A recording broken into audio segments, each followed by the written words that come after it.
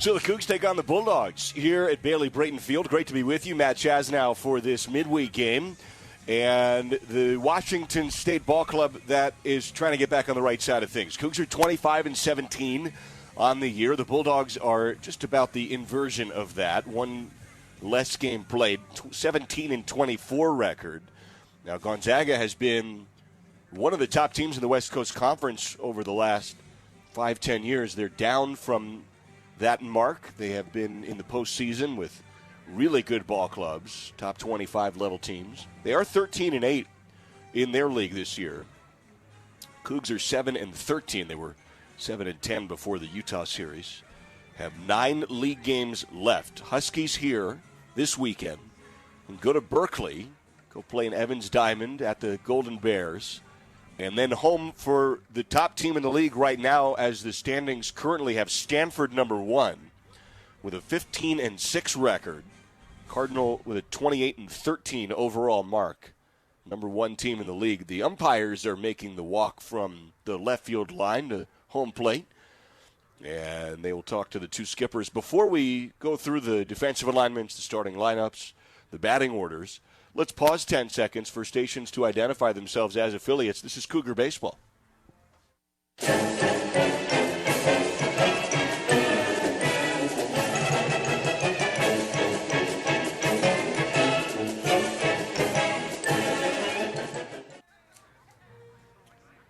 Pitching matchup tonight is Kai Francis, a righty for the Bulldogs, and Spencer Jones, the lefty for the Cougs. Again, beautiful evening for baseball. It's perfect. It's about 75 degrees. And wind is blowing out to right, as is typical here at Bailey Brayton Field. Mark Machtoff is the skipper for the Bulldogs. 20 seasons at Gonzaga, 576 and 456 record with 2 ties. The Cougs actually had a tie. It's always a fun trivia question. Against the Beavers. And generally the way that happens, I can't speak for the Bulldog ties, but the way a tie might occur would be on a getaway day. If you run out of time on the return flight, and you've got a flight scheduled and you've got to make it, then they will call it a tie. And that can happen in college baseball on those getaway days. If you're the road team, you got to split. Coach Green in his 4th year here with the Cougs, an 87-73 mark, as the 2 skippers are at home plate. And Coach Green has kind of gone through some of the ground rules with the opposing coaches and umpires week to week based on weather and the way some of the fences down the left field line are playing, the bullpen fence, which kind of swerves in toward the bullpen. So if a ball goes underneath it, it's put a little bit of room. At left field, it would be very strange but possible for a ball to scoot under the fence. If it was fair, I'd imagine that would be a ground rule double. And the same is the case at the right field line, where there's actually an imprint of J.J. Hancock's body in the fence. Just a permanent indentation of all of the balls that Hancock went on diving fly ball outs, making incredible plays in that fence right next to the Miller Indoor Baseball Training Facility. So Spencer Jones is the lefty, a .499 earned run average. 1 decision, it's gone his way, 30 2/3 innings and 32 Ks, a ton of Ks for this Cougar pitching staff. And Kai Francis has a bloated ERA in a limited sample size, an 11.85 earned run average, 1 decision that went against him, and 13 2/3 innings and 11 Ks. As the Cougs are in their home whites with the crimson piping down the solid white pants, Cougars in block letters in that signature font across the chest, with gray numbers underneath the R and the S on the left rib cage. No names on the back of these uniforms. And the crimson ball cap. And now the Cougs have taken the field with the white W, that white baseball W on the ball cap. Gonzaga road navy blue tops with gray pants. And here's the batting order for the Bulldogs, as we will start things off with Connor Cabales, Cade McGee, and Brian Calmer. And Calmer's numbers are fantastic. Cabales is the shortstop, 259 hitter. Cade McGee is the third baseman. He has a 310 average. Hasn't played a ton this year, though. This is his 20th start. He has started every game he's played. And then Calmer is hitting 365 with 12 homers and 41 runs driven in. As the Bulldogs also have Sam Stem, the right fielder, in the cleanup spot. Freshman's hitting 338, so he's protecting Brian Calmer in that lineup. Ezra Sampiri's the catcher in the 5 spot. He has struggled at the dish this year, 212 average, but he does have 6 stolen bases, and he will run on the base paths. Sampiri's average isn't great, but he's been productive in that 5 spot lately, so they've bumped him up, and also they're playing a little bit of small ball with him, I'm told. Enzo Apodaca is the left fielder, 299 average, also 6 stolen bases. He and Sampiri lead this lineup in stolen bases. And then Xavier Pinales in the 7 spot is the defensive second baseman, with Tommy Eisenstadt, the designated hitter, in the 8 spot, and Hank Dunn is the center fielder, only his 5th start of the year. And Dunn is the defensive center fielder. You've got Jones on the hill, and he has struck out 32. He's walked 11 on the year. Really good splits for Jones. Defensively for the Cougs, he's going to throw to Jacob Morrow. Morrow is the catcher today. And then a pretty typical defensive alignment as Jacob McKeon's at first, Elijah Hainline is at second. At third base is Cam McGee, and the shortstop's Kyle Russell. Right to left in the outfield, Bryce Matthews, Jonah Advincula, and Jake Harvey is in left as we are just about set for ball. Home plate umpire, balls and strikes, is Michael Chuckerman. Travis Renninger's at first. Angel Campos is at second. And Travis Roberts is the third base umpire. First pitch of the ball game to Cabales is a fastball high and away. And we are underway, Cougs and Bulldogs, here at Bailey Brayton Field. Perfect night for ball here. Lights have just been flicked on. And the 1-0 to Cabales. There's a strike. Fastball on the inside edge, catches the corner. So the count's 1-1.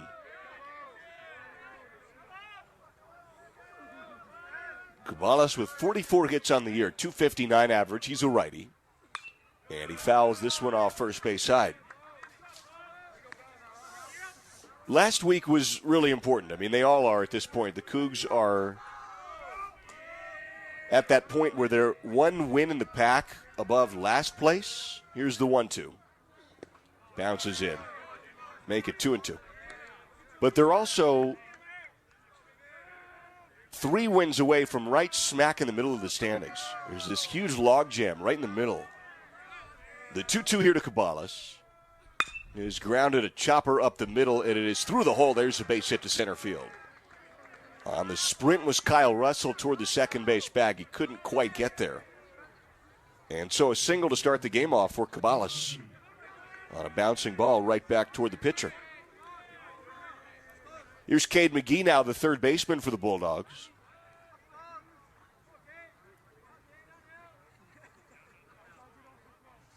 Cougs are 13-5 at home this year.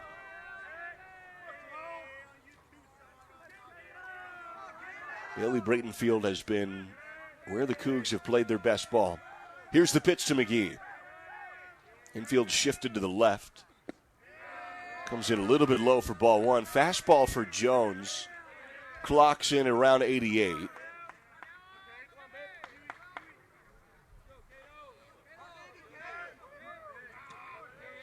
And now on the left side of the hill, here is Jones from the stretch with a runner on. Swung on and missed, off speed pitch away. Looked like a changeup. And McGee waves at that one, so the count's 1-1. 1 ball, 1 strike here to McGee. Tucson, Arizona native. Couple steps off of first by Cabales. Here's the 1-1 to McGee. Throw to first. No tag applied. Cabales slides back. Jones has a good move to first. That's pretty deceptive. So 1 ball, 1 strike here to McGee with a runner on first. Leadoff man singles to center. And the 1-1. is grounded to Russell, could be two. Throws to second. Hainline turned to first. Was not in time. That was a slow hopper to McKeon. It looked like Hainline, who's wiping his hand off behind the bag at second, did not have a good handle on that baseball for one reason or another, and it just didn't come out with any velocity. So they get the lead runner at first, or at second, I should say, and McGee heads to first on a fielder's choice. It's a 6-4 put out at second base of Caballas. And here's Brian Calmer into the box now.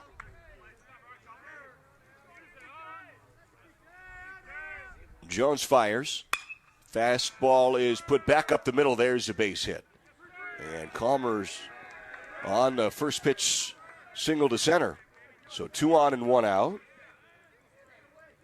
And Sam Stem comes up into the box. That might have been the changeup there from Jones. And Calmer waited on it.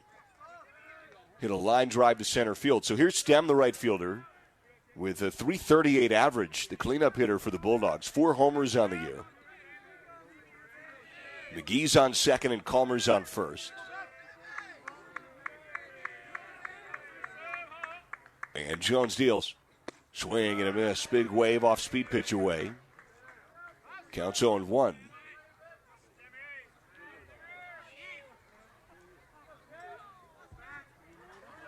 Looks like Jones has thrown fastball changeup here in the first inning. The 0-1. That's the fastball, catches the outside corner. There's a strike. No strong debate from Stem. Steps out of the box. And now digs back in. Counts 0-2.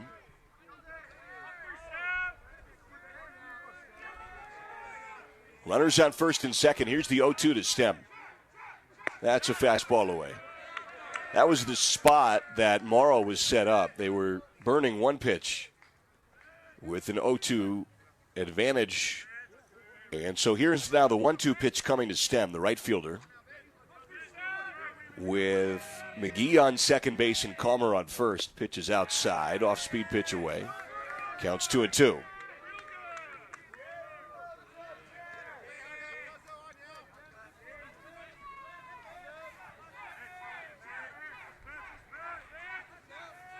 Stem, lefty hitter for the Bulldogs. The 2-2. Swing and a miss, strike 3. There's an off-speed pitch that Stem waves over the top of. And there are 2 down here in the first for Jones, with Ezra Sampiri, the catcher, coming up into the box. So McGee's at second and Calmer's on first. And now you're just worried about Sampiri. 21 hits on the year, good speed. Oregon native. And Jones, his pitch is grounded left side of the infield, foul. A chopper that's out of play. And the count's 0-1. Jones with the off-speed pitch there.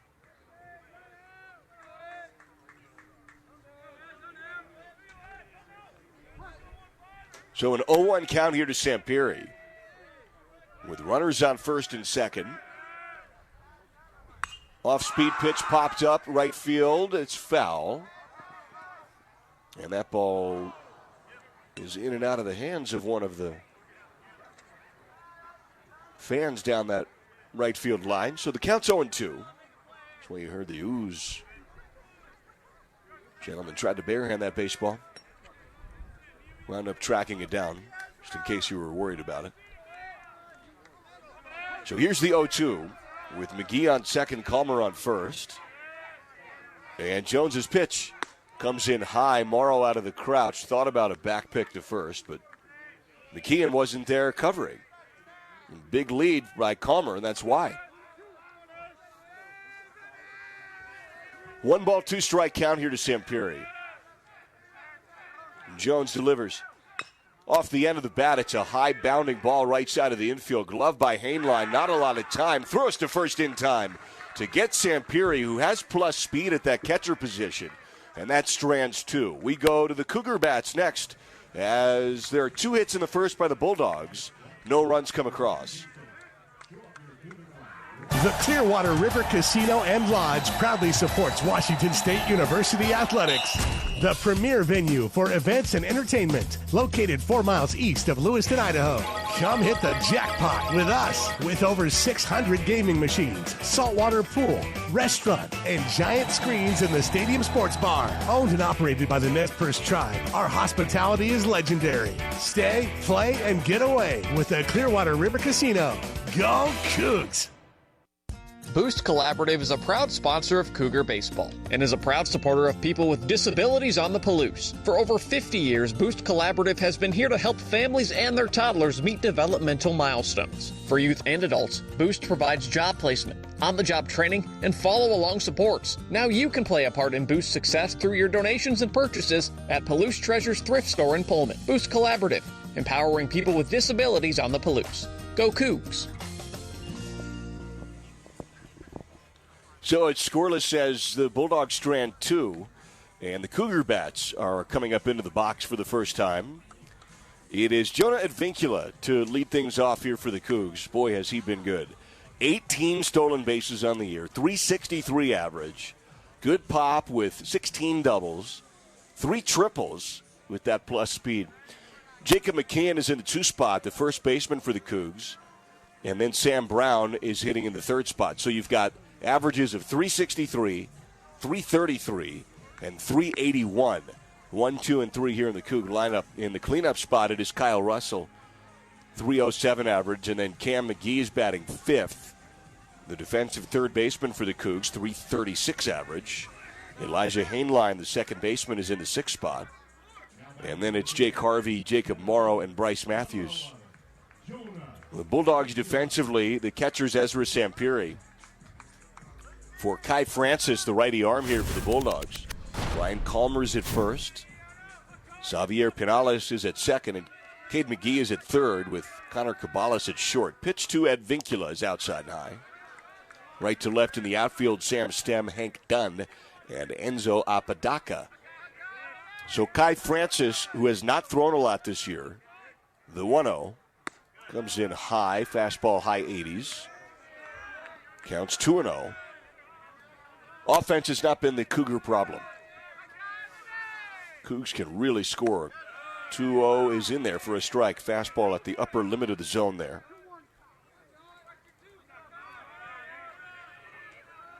And here's the 2-1 to Advincula. Swung on, popped up, sky high, right center field on the sprint is done. And he's called off by Sam Stem, the right fielder, who makes the play. Well, they had all day to make the decision, communicate about it. Sometimes that's too much time. But Stem calls him off. Cougs are actually 7th in the pack in earned run average as a team. 5.21. Fielding percentage is okay. 8th in the pack. Not great, but no disaster. Pitch to McKeon is a strike on the outside corner. Off-speed pitch to McKeon.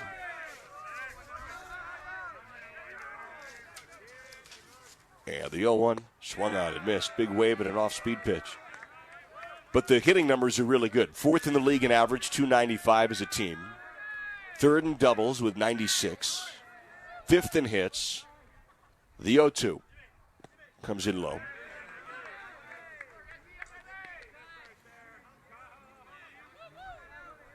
Fifth in runs batted in. Really good offensive stuff. Here's the 1-2 to McKeon. Strike 3, outside corner. Watched a fastball go by. 2 up and 2 down. And here's Sam Brown into the box now, the designated hitter for the Cougs, with that fantastic 381 average.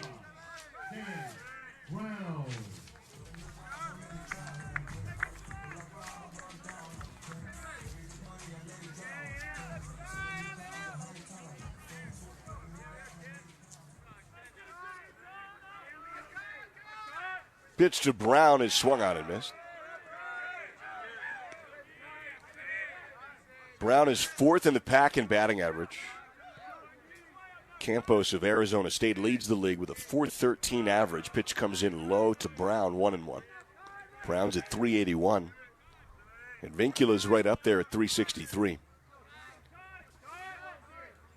Here's the 1-1 to Brown. Swung on and missed. Off-speed pitch. Waves out in front of that one. Huskies come here this weekend. They are 11-9 in the pack. In 5th place right now in the league. The 1-2. That's outside. Fastball misses. They've won 4 straight games, though. They're 10-7 on the road. They've won 6 of their last 10 ball games. Pitch is foul, tipped in and out of the catcher's mitt. Sampiri couldn't quite hang on to that one, so we'll redo the 2-2. Preview the Husky series maybe a little bit more in the back end of this ball game. On a comfortable, warm evening here on the Palouse. Here's the 2-2. Swung on it, missed strike 3. Brown goes down for the second K of this first inning, worked by Kai Francis. We go to the second, scoreless here at Bailey Brayton. That to-do list you have needs one more thing. Chill. It's an easy thing to do. Just crack open an ice-cold Coors Light and chill. Take the afternoon off and binge watch anything. Go to happy hour and stay for a couple hours. Who's counting anyways? Or hang out with just your dog because you've had enough human interaction this week. Whatever you do it with a Coors Light. Mountain Cold Refreshment made to chill. 2020 Coors Brewing Company, Golden, Colorado. Celebrate responsibly. Your one stop for all college sports is the Varsity app and the brand new Varsity Network website, thevarsitynetwork.com. Keep up with your favorite teams and the rest of college sports, no matter where you are, with thevarsitynetwork.com. Live and on-demand broadcasts, your favorite college-centric podcasts, with stories and video around college sports and your favorite teams. Be sure to download the Varsity app and check out the brand new Varsity Network website, thevarsitynetwork.com.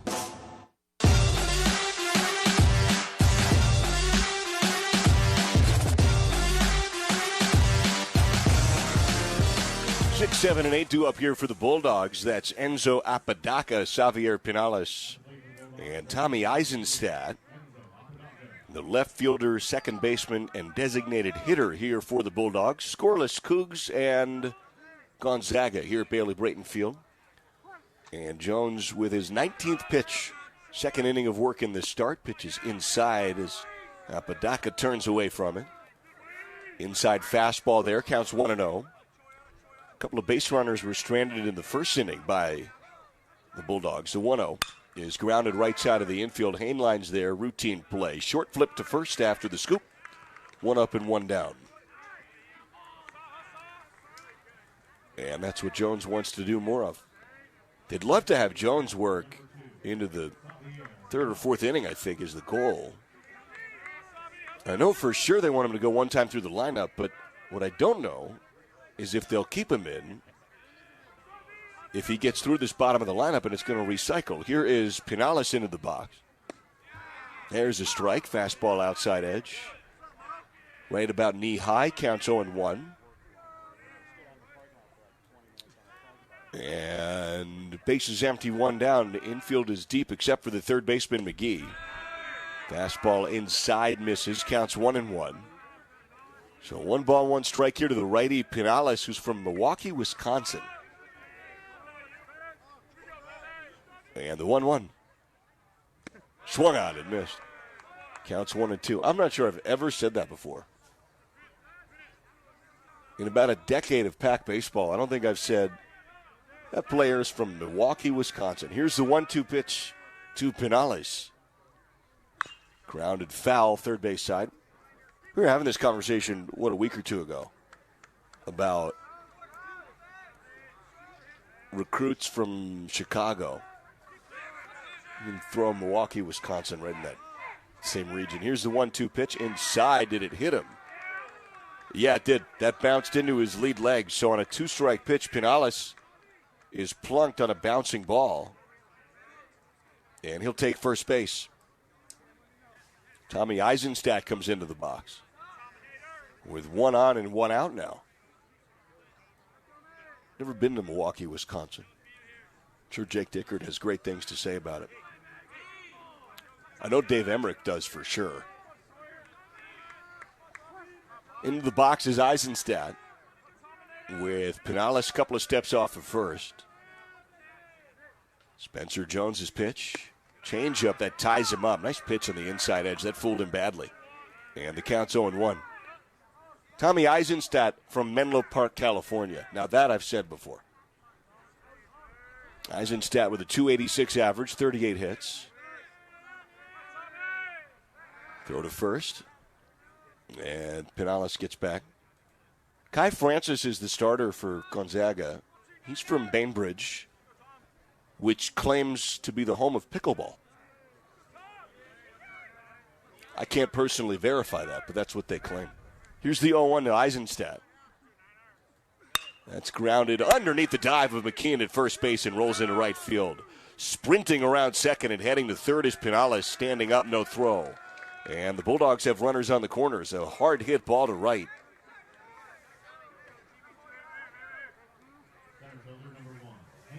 If you Google pickleball, Bainbridge Island will claim to be the birthplace. Now, again, I don't know who would refute that, but they say that's where it is. And here's Hank Dunn into the box now. Out of the crouch is Jacob Morrow to give some instructions on how to play the bunt in all likelihood in case the Bulldogs play small ball. And I was told before this broadcast there's more of that going on in the Bulldog lineup. So watch out for a bunt here. That's the current scout on this Bulldog lineup. The pitch bounces. Good stop by Morrow. First base side of the dish, and the count's 1-0. So Pinales is on third and Eisenstadt's on first. I don't want to jinx anything here, but luckily I'm not superstitious. There are some clouds rolling in. Runners on the corners here. The 1-0 pitch. Swung on and missed. We've seen the full array from Spencer Jones here. First time through the lineup. That was the changeup. 1 ball, 1 strike, 1 down. About 30 pitches for Jones here to start so far. Here's the 1-1. There's the bunt, and it comes inside, pulled away for ball 2. So change up there to make it 2 balls and a strike.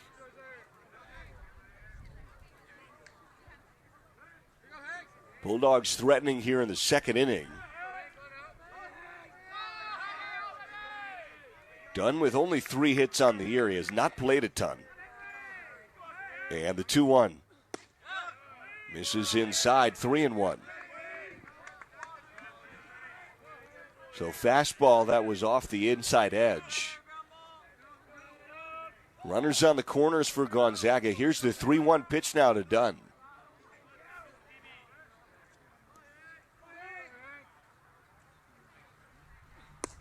Outside ball 4. Fastball misses away. Bulldogs have loaded the bases.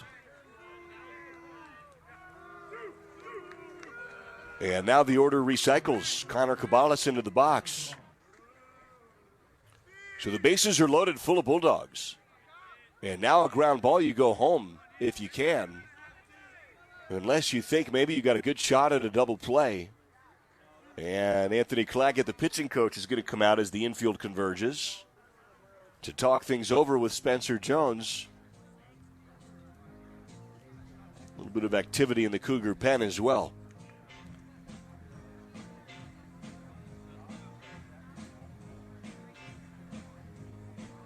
Now Jones is laboring a bit here. Washington State University would like to thank Crimson and Gray for their continued support of Coug Athletics. Head to bookstore.com to get the latest in Coug apparel. That's BKSTR.com. Runners on here, 1 down. Bases loaded full of Bulldogs in the second inning.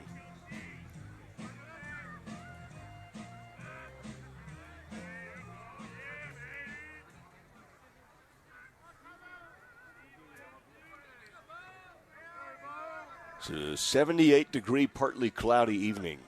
Beautiful day.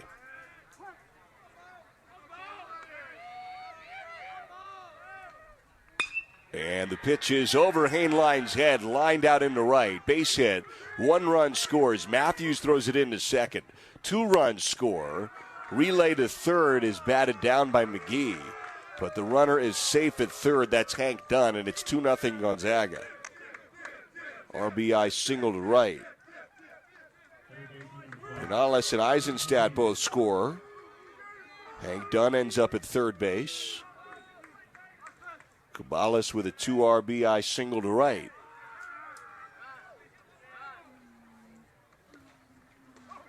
And here's Cade McGee into the box now.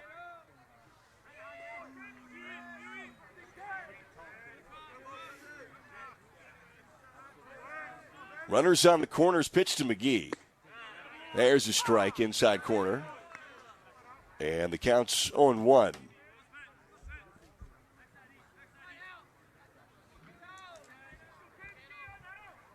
Dunn's on third. Cabales is on first. The 0-1 to McGee is off the hands. Fouled first base side. Counts 0-2. Inside fastball there from Jones.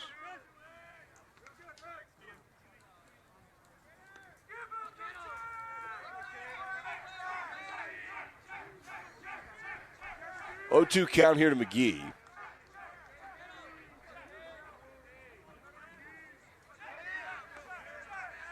One down, runners on the corners. Pitch off the end of the bat, lifted softly foul. And that bounces toward the Gonzaga bullpen, so we'll redo the 0-2.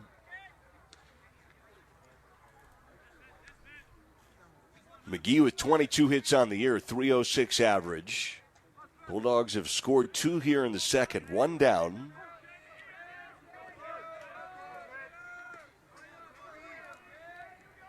And Jones is ready, third base side of the hill.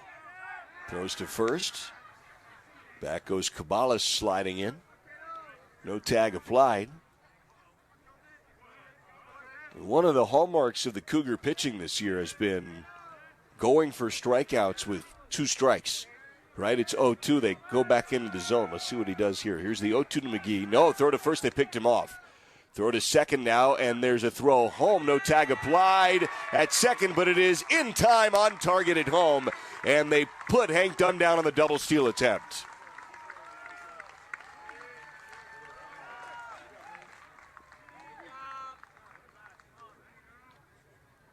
Great job by the Cougar infield to save a run. That's a 1-3-4-2 putout of Hank Dunn at home.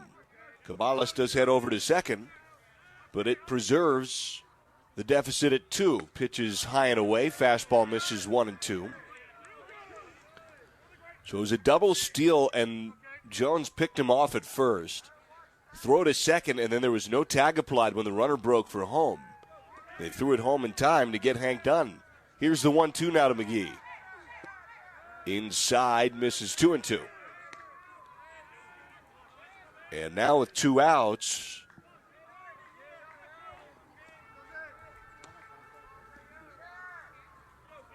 you just need to worry about McGee. Here's the 2-2.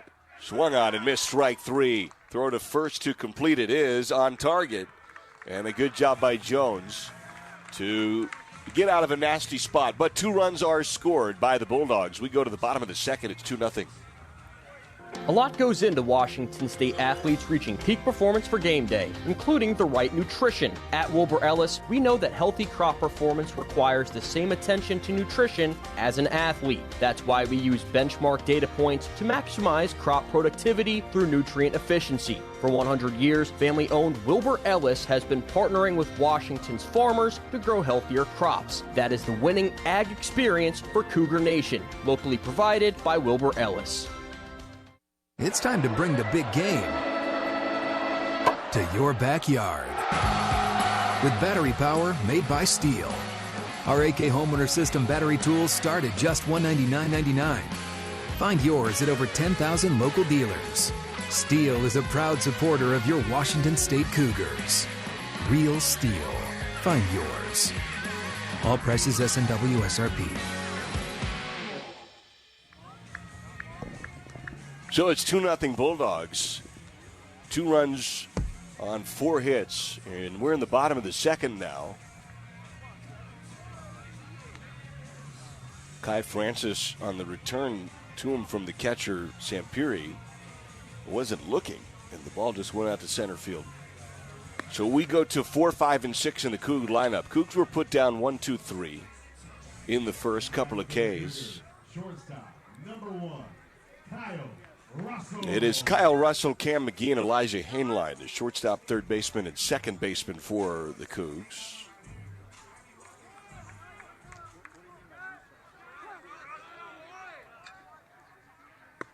And the pitch is out of the zone for ball 1. 1-0 count here to Russell, who's been in the cleanup spot over the last few weeks. There's a strike on the outside edge. And the count's 1-1. 1 ball, 1 strike here to Russell.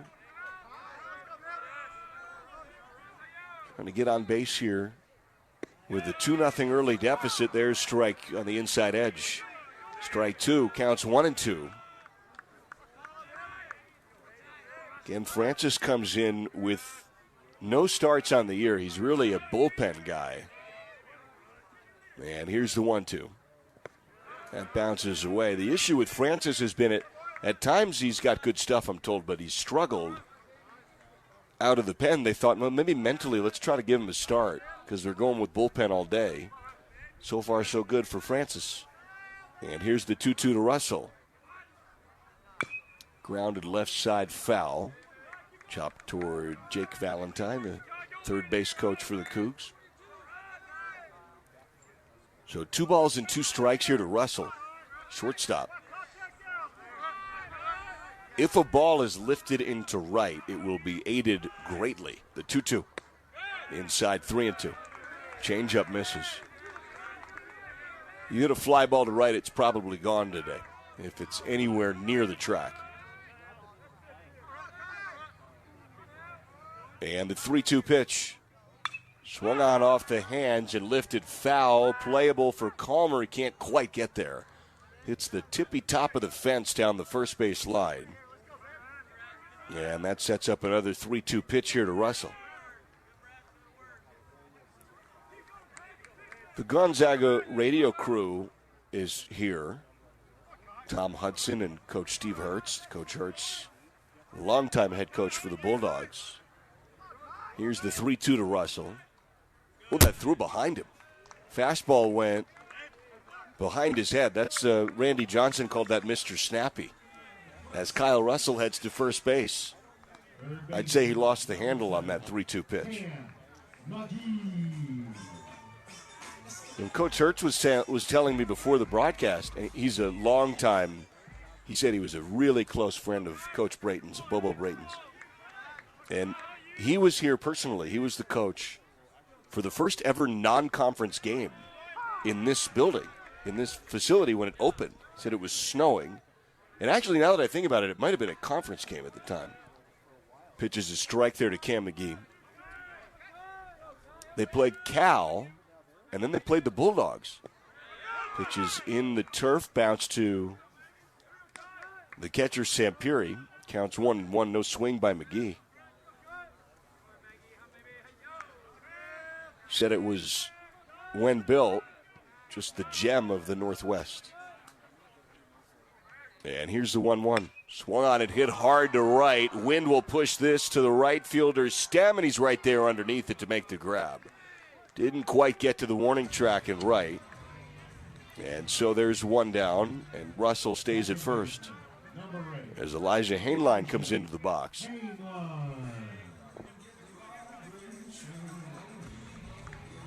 Hainline, the second baseman, with Russell off of first. And Francis's pitch. A little bit low for ball number 1. Changeup misses, low and away.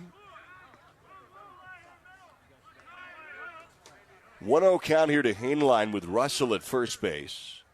Cougs down 2-0. The pitch. Strike, outside corner, fastball. A lot of movement on Francis's fastball. So the count's 1-1. 6:30 here in Pullman. Fans still filing in here to Bailey Brayton, getting some food. Here's the 1-1 pitch, swung out and missed.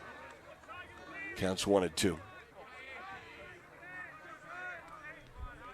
So you've got 10 games left. It is officially crunch time. Back 5th of the season. good chunk of ball left, really, just about a month. Here's the 1-2 pitch. Swung on and missed. There's strike 3. Third K of the outing by Francis. Russell hangs on at first. Huskies, Cal, Stanford. And then want to qualify for the Pac tourney. And here is Jake Harvey now into the box. It's not an easy stretch. Huskies have won 4 straight. They're playing good ball. It's always hard to win in Evans Diamond. And then the best team in the league right now comes here in Stanford. But if you can win tonight and play well over the next 2 weekends, pitch is swung on and missed. Put yourself in a good spot against Stanford.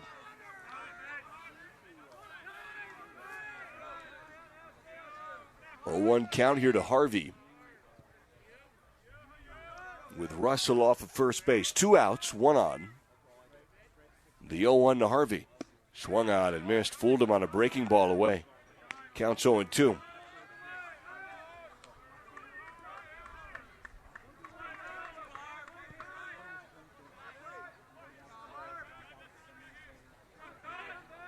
Here's the 0-2 to Harvey.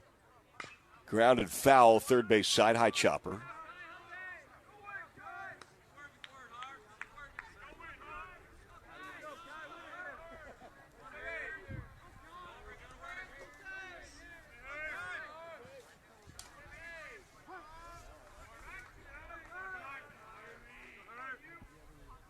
The 0-2. Grounded left side of the infield. The shortstop Cabales is there. Glove scoops to second for the Fours to retire the side. Strands 1. We go to the third. It's 2-0 Bulldogs. Another season of women's and men's college sports is underway. Follow your alma mater or favorite team in their pursuit of the prestigious Learfield Directors Cup at L Directors Cup on Twitter and online at thedirectorscup.com. Trophies will be awarded in June 2023 to the winning institutions in all competitive divisions. Learfield Directors Cup, the crowning achievement in college athletics. Play Palouse Ridge, the 18-hole championship golf course on Washington State University's Pullman campus. Through June 1st, buy 1 bucket of range balls and get another bucket of balls for free, plus 10% off golf shop merchandise. Round Top Public House Restaurant is open and ready for the season. Schedule tee times and find rate information at PalouseRidge.com. That's PalouseRidge.com. Mention Cougar Baseball to redeem this offer.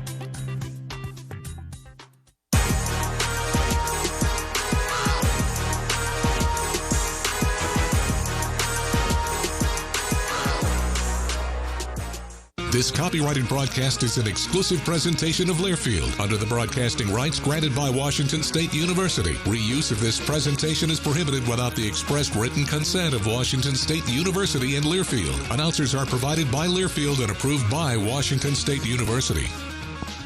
So we go to the third inning. It's 2-0 Gonzaga.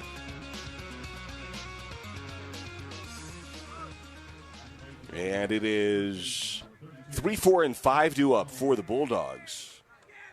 So that's Calmer, Stem, and Sampiri. Calmer singled back in the first. And Jones delivers now to the righty. Breaking ball off the outside edge. So Jones is working into the third, which is a plus here for the Cougs. He's thrown 39, now 40 pitches, the 1-0. There's a strike. Bottom fell out of that one. Off-speed pitch outside corner. And the count's 1-1.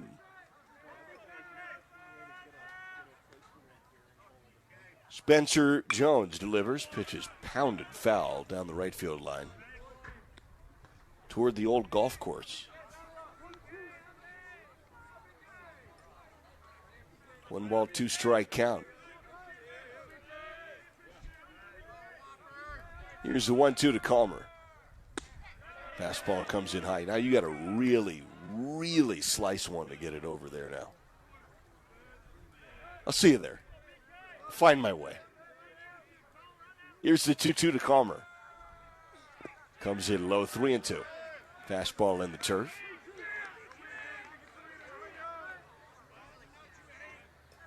3-2 pitch coming here to Calmer. Jones delivers. Swung on and fouled off the catcher, Morrow, who's a little frustrated. That was in and out of his glove. And so we'll redo the 3-2.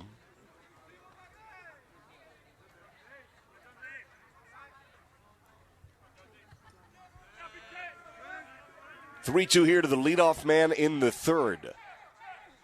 Grounded hard to short. Backhand on one knee by Russell. Pops up, throws in time. Gets Calmer by a couple of steps. Nice play by Russell. 1 up and 1 down here in the third. Calmer tagged that baseball on the ground. He is a really good 3-hole hitter for the Bulldogs. And now here's Sam Stem in the box. Infield shifts over to the right. Pitch here to Stem. Low and away for ball 1. Inline is on the outfield turf, right field. The 1-0 to Stem. Grounded right to Hainline. Talk about the scout being accurate. He barely moved. Sidearm to first in time. I mean, they had Stem scouted there to the inch. And here's Ezra Sampiri now, the catcher, into the box. Good job by Hainline and Russell here for 2 outs in the third. Jones has been comfortable since giving up 2 runs in the second inning. Just last inning. Here's Sampiri in the box. He grounded out to second in his first at bat. Pitch to Sampiri. Fastball outside, 1-0.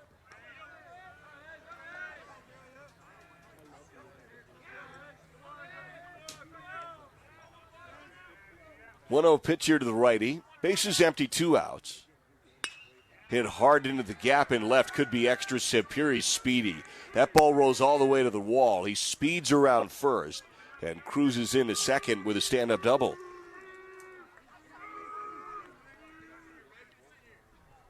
Hard hit ball by Sampiri to the gap in left. And now Enzo Apodaca comes up into the box. That's the 5th hit of the game already for the Bulldogs. There is activity in the Cougar pen. So Sampiri's on second. Apodaca is 0 for 1. He also grounded out to second in his other plate appearance today. There's a strike inside edge. Off-speed pitch. Counts 0-1 to Apodaca.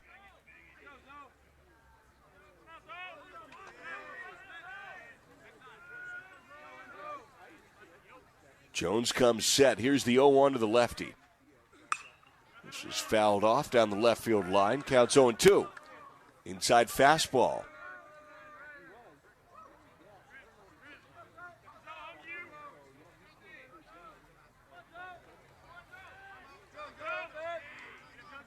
Apodaca digs in now. Let's see what Jones does with an 0-2 cushion.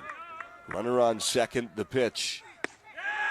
Just misses off the outside edge. Jones thought he had strike 3, fastball away. So the count's 1-2 on a close pitch.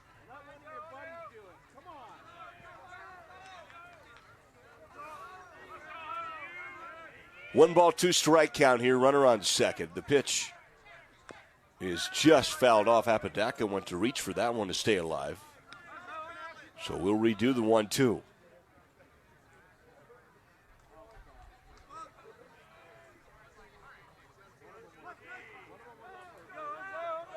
The 1-2 now to the lefty, Apodaca. Off-speed pitch away. Watches that go by for ball 2. 2 ball, 2 strike count here to the left fielder for the Bulldogs, with Sampiri in scoring position.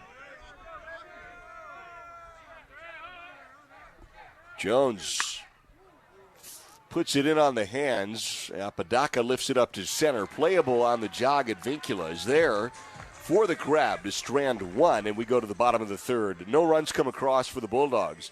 It's 2-0. Cougs bat next. That to-do list you have needs one more thing. Chill. It's an easy thing to do. Just crack open an ice-cold Coors Light and chill. Take the afternoon off and binge watch anything. Go to happy hour and stay for a couple hours. Who's counting anyways? Or hang out with just your dog because you've had enough human interaction this week. Whatever you do, do it with a Coors Light. Mountain cold refreshment made to chill. 2020 Coors Brewing Company, Golden, Colorado. Celebrate responsibly. Agriculture requires dedication. Dedication by farmers to strive to maximize what Mother Nature gives them to raise a profitable crop. Dedication to strive to leave the ground better for the next generation than when they started farming. I'm Ian McGregor, president of the McGregor Company. Dedication is at the core of our customers, and it's in our blood as well. We promise to remain dedicated. The McGregor Company. Dedicated people who care about farm families, the environment, local communities. 2-0 Bulldogs have the lead. The Cougs will bring 8-9-1 up here with Kai Francis still on the hill, the starter for Gonzaga. Now, Francis has been good. He hadn't thrown a ton. He hadn't started a game all year. Francis has thrown a couple of shutout innings with no hits allowed. Morrow, the catcher, Matthews, the right fielder, and Advincula is the center fielder, due up 8-9-1.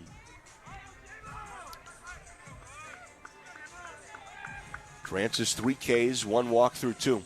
No hits. And Morrow's trying to change that here, the catcher for the Cougs, with a .250 average.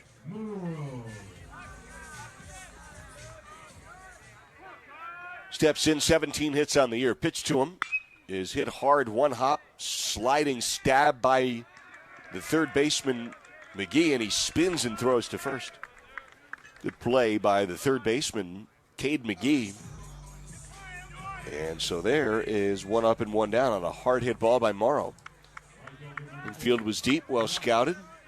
He was not going to drop a bunt down there. Now here's Bryce Matthews, the right fielder. Matthews with a .240 average now in the 9 spot. 18 hits on the year. Pitch to him. Strike, inside edge, fastball. And the count's 0-1. Francis working quickly, bases empty. Strike 2. That one was knee high on the outside edge. Just like that, Francis is ahead on Matthews, 0-2. And the pitch with 1 down is lined up the middle. That hits the cleat of Francis and then caroms directly to Pinales at second base, who throws to first. Bulldogs catch a break. That's a 1-4-3 out that Todd Schulenberger would be proud of. Well played by Pinales, who was not expecting that ball. His momentum was taking him to second, and that was literally booted to the second baseman. So it is a 1-4-3 putout of Matthews on a ground ball up the middle that hits the pitcher's cleat. So here's Advincula in the box. That ball goes way high. Every once in a while, Francis will lose control.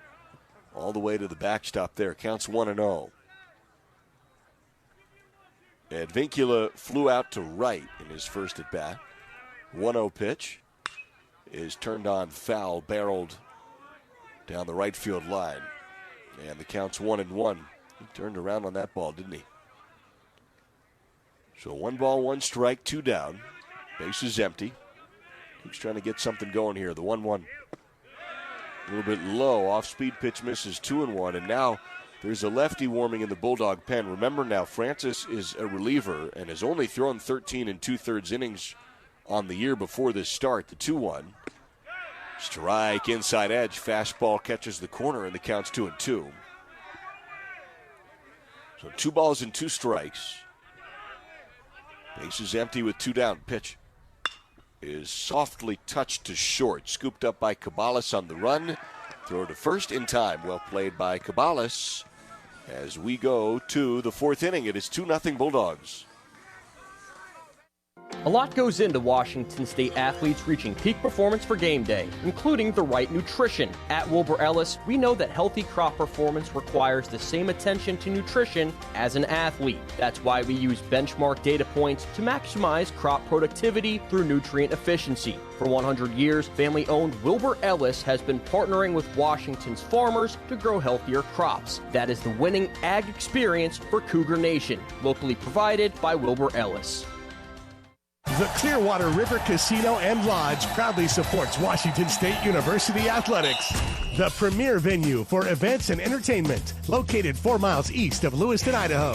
Come hit the jackpot with us, with over 600 gaming machines, saltwater pool, restaurant, and giant screens in the Stadium Sports Bar. Owned and operated by the Nez Perce Tribe, our hospitality is legendary. Stay, play, and get away with the Clearwater River Casino. Go Cougs!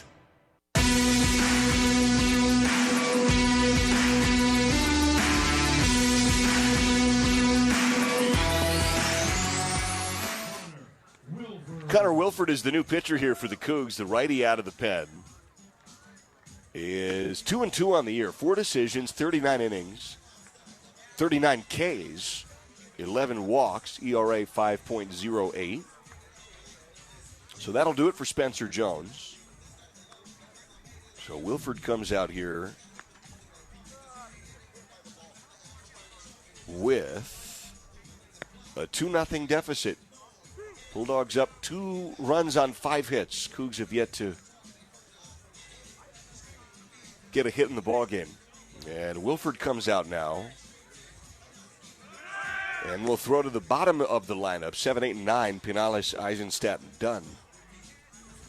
Pinales and Eisenstadt are the 2 runners who scored for the Bulldogs. They both did it in the second.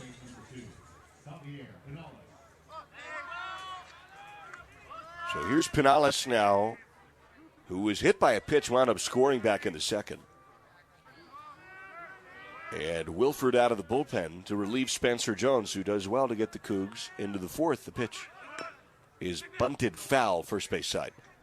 High chopper of a bunt that goes spinning toward the Gonzaga dugout. And the count's 0-1.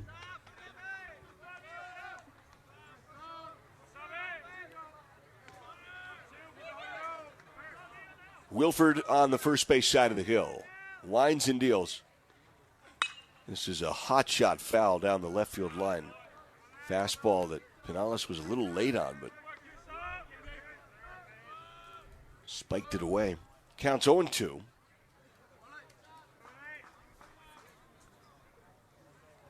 Infield is deep. McKeon's guarding the line, first base side. Here's the 0-2 to Pinales. Wilford delivers. Fastball misses inside edge. Pinales turns away from it.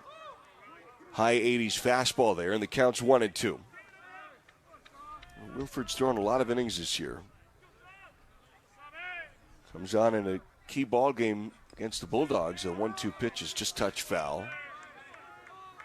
At times he's been great.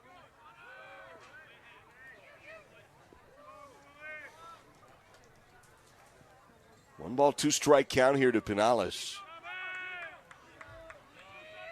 And Wilford winds and tosses. Swung on it, just caught a piece in and out of the glove of Morrow. Pinales was fooled on that pitch. End of his bat, just touched the ball. And here's the 1-2 now to Pinales. Off the hands, fouled back to the net. Inside fastball there, so we'll redo the 1-2. Base is empty. Leadoff man here in the fourth. Second time to the dish for Pinales. The 1-2. Strike 3, outside edge. Pinales watches it go by. He's rung up looking. And Wilford has 1 up and 1 down here in the fourth. It's the second K of the ball game for Cougar pitchers. And Tommy Eisenstadt, the 8-hole hitter, comes up into the box.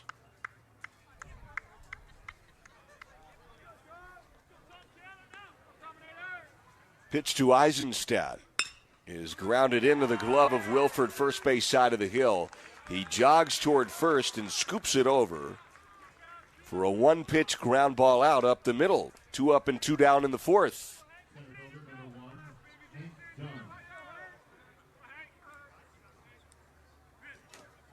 Hank Dunn now, the center fielder for the Bulldogs, was thrown out at home on a double steal attempt by Gonzaga.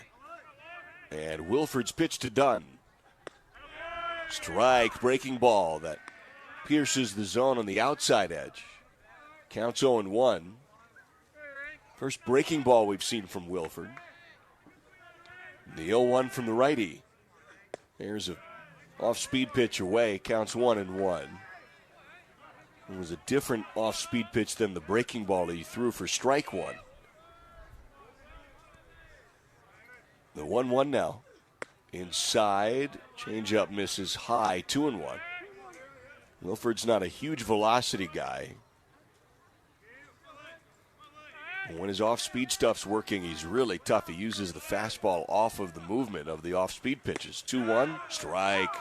Change-up at the knees, and the count's 2-2. Infielders McKeon and McGee both guarding the lines, first and third.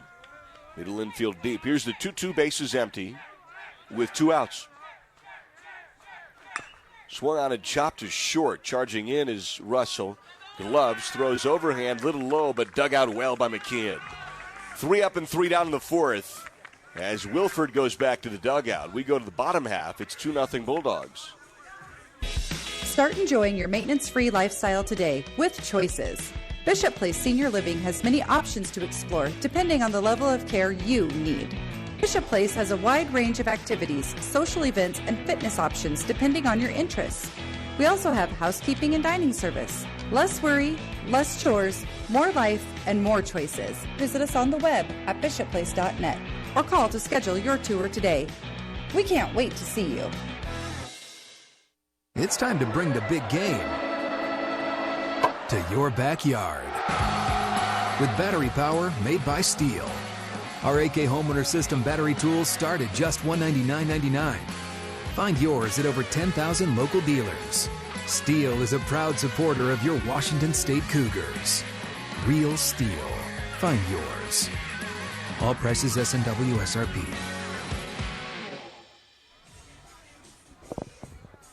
Bottom of the fourth, Francis is still pitching here for the Bulldogs. He's done a really good job for Gonzaga. He's thrown 40 pitches, allowed no hits, 3 Ks, and 1 walk.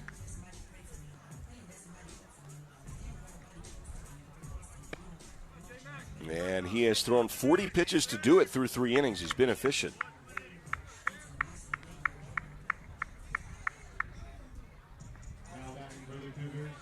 First baseman, number 19, Jacob McKeon. So here's Jacob McKeon now, 2, 3, and 4 due up for the Cougs here in the 4th inning, down by 2. And the pitch to McKeon is swung on and missed inside, off-speed pitch, and the count's 0-1. So McKeon in his first plate appearance struck out looking, and the 0-1 is pushed foul, third base side. Counts 0-2.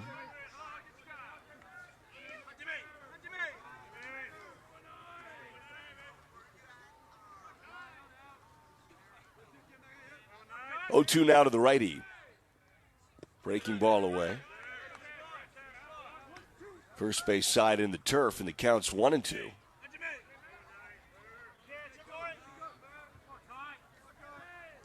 One-two pitch to McKeon.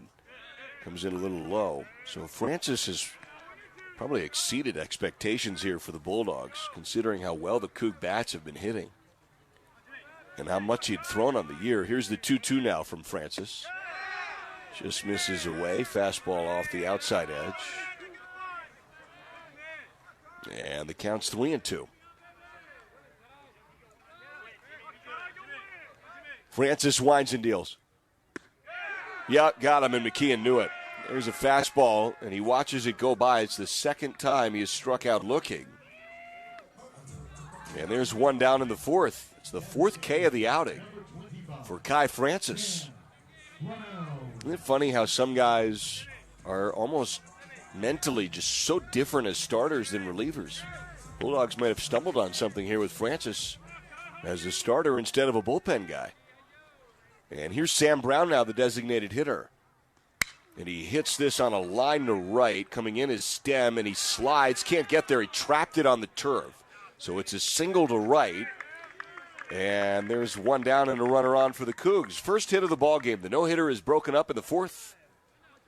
And Kyle Russell comes into the box. Now they're going to review this thing.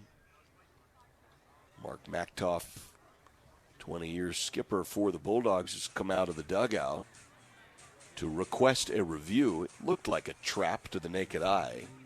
It was a cleat first slide to the infield by Sam Stem, the right fielder, and when he came sliding in, it just looked like the ball got trapped under his glove in the field, but we're going to take a look. Let's pause 10 seconds for stations to ID themselves as affiliates. This is Cougar Baseball.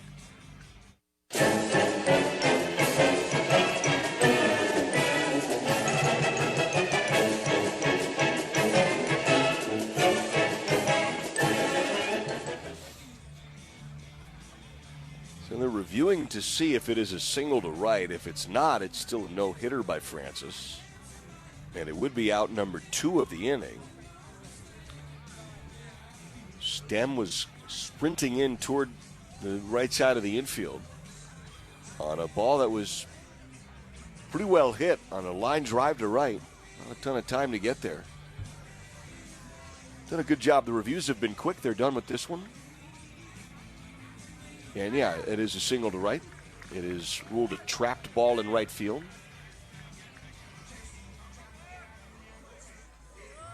Now batting for the Cougars, shortstop, number 1, Kyle Russell. And Kyle Russell digs in now, the cleanup hitter for the Cougs. He's the tying runner.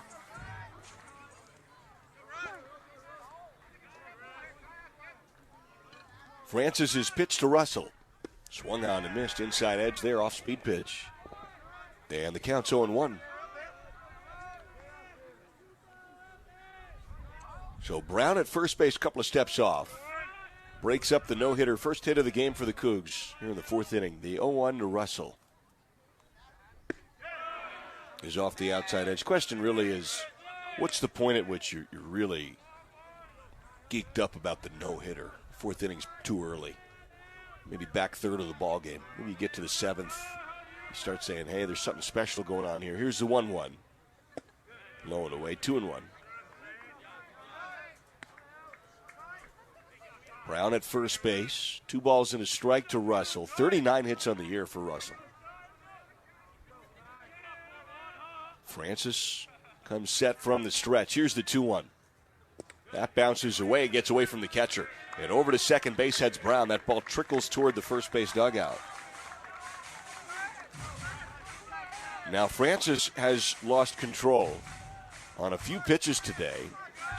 That one rolls toward the Bulldog dugout, so there's a runner in scoring position here for the Cougs. And a single chops the lead in half. Here's the 3-1 to Russell. Hit hard to center field. Dunn is there, makes the grab, and then throws it in and deposits it to the shortstop, Cabales. So Brown will hang on there at second as Russell goes down for the second out of the fourth. And Cam McGee comes in the box.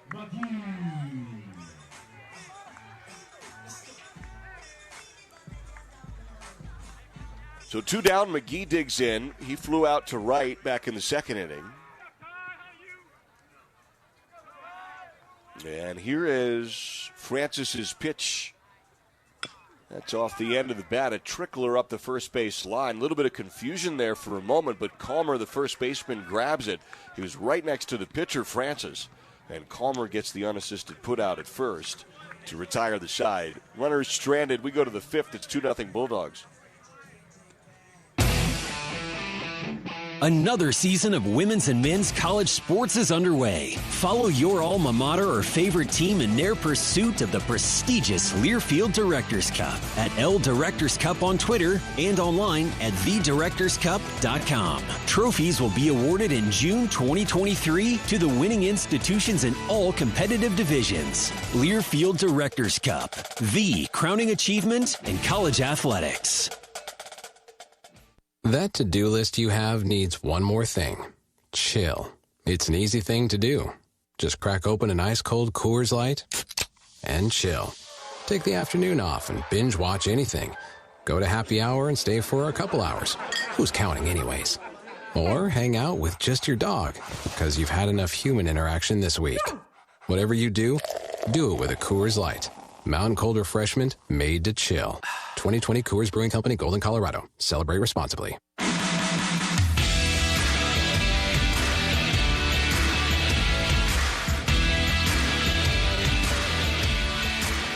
So we go to the fifth inning. It's 2-0. Bulldogs have the lead. And it is Wilford back on the hill to work his second inning of relief. So the top of the lineup here for the Bulldogs, Cabales, McGee, and Calmer. 1, 2, and 3. Now, Cabales is 2 for 2. A couple of singles. And 2 runs on 5 hits for Gonzaga in total. So we're headed to the middle of the ball game. Wilford's pitch. There's a strike. Fastball well located on the outside edge, about knee high, and the count's 0-1. As hot as the Coug bats have been, it is Francis who has quieted them for the Bulldogs. The 0-1 is swung on and lined to left. That'll drop down. There's a base hit. And Cabales is 3 for 3 with 3 singles.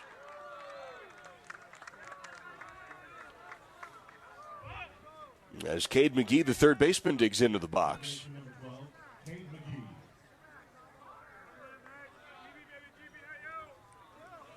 Sixth hit of the game there for the Bulldogs. And McGee got on with a fielder's choice in the first. He struck out in the second, so he's 0 for 2.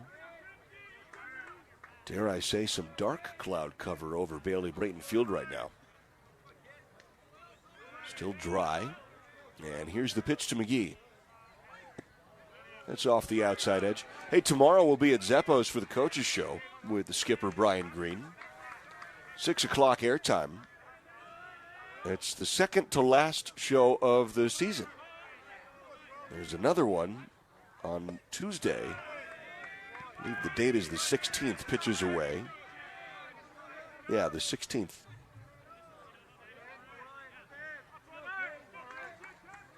Two-0 count here to McGee with Cabales at first. And the pitch is a chopper up the middle, charging in his Hainline. Gloves it, sidearms to first. Well done. And Cabales ends up at second base. It was a slow bounding ball up the middle, a bouncer over the mound. And Brian Calmer, the first baseman, comes into the box now. Calmer, the best hitter for the Bulldogs. 59 hits on the year, 12 homers, 41 runs driven in.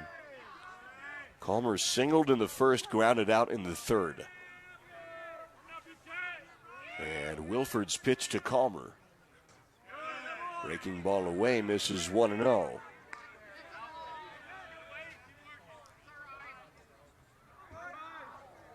So runner on second here for Gonzaga. Cabales with good speed and scoring position.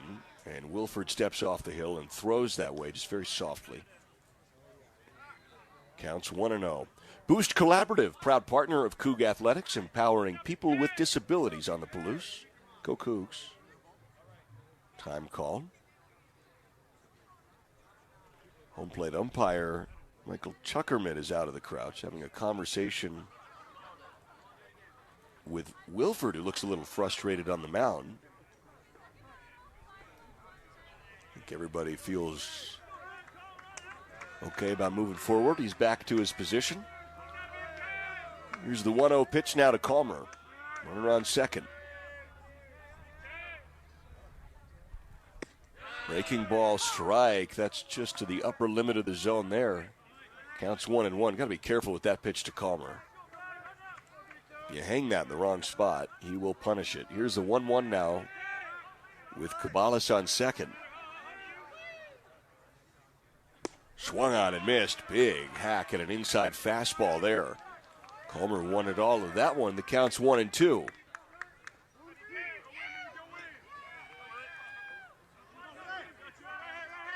Cabales off of second. Here's the 1-2 to Calmer.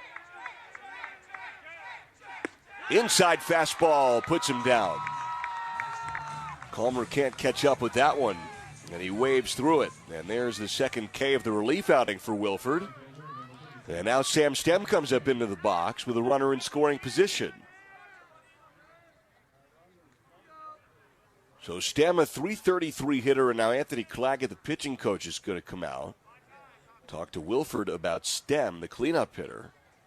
Do they bring in a lefty out of the pen? They will. We'll take a pitching change break here with 2 outs and a runner in scoring position to set up, in all likelihood, a lefty-lefty matchup for the Coug pitching.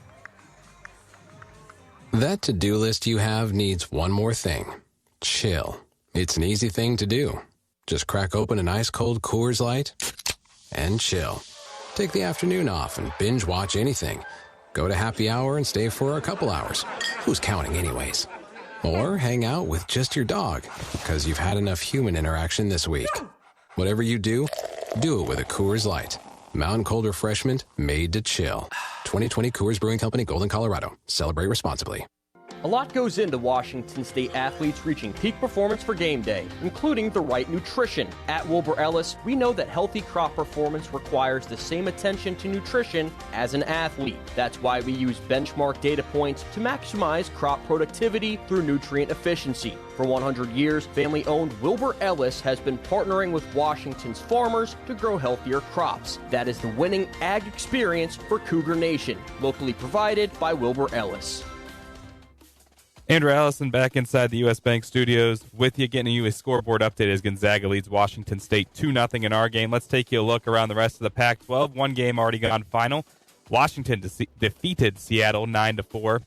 Games currently in progress. Oregon State taking on Oregon in Corvallis, top 20 matchup. The Beavers put up a 5 spot in the bottom of the third. They lead at 9-6, top of the fourth there. Long Beach leads USC 7-0, top of the fourth. And UCLA trails UC Irvine 4-0, top of the fourth there. Cal trails Santa Clara 2-0, top of the fifth in that one. And Grand Canyon leads Arizona 3-0, top of the third there. Let's go back out to the Diamond. Chaz, take it away. All right, thanks, Andrew. So the top score that you mentioned there, the Huskies have now won 5 straight. Hot team coming in here to Bailey Brayton. This Friday, Saturday, Sunday set coming up. The Cougs have a 2-run deficit. They're trying to keep it at 2 here right now. The Bulldogs have a runner in scoring position. The new pitcher for the Cougs is McCabe Cottrell, lefty out of the pen. And on the year, Cottrell is making his 18th appearance, 15 in the third innings, with a 2.93 ERA, 25 Ks, 7 walks. And he's going to throw here to the lefty, Sam Stem. And really, Cottrell's job right now is to get Stem out because he's a lefty. And then after Stem, it is the righty, Sampiri. Final warm-up pitch there for Cottrell. So Cabalas on second, and Stem into the box. 2-0 Bulldog lead, 2 runs on 6 hits. Cougs have no runs on 1 hit. And here's the pitch to Stem. Breaking ball, strike. That is on the inside part of the plate there. Stem watches that go by. That's where it's just such a different look out of the hand. From Wilford to Cottrell. And here's the 0-1 to Stem. Swung on and missed. A changeup away. Cottrell's ahead 0-2.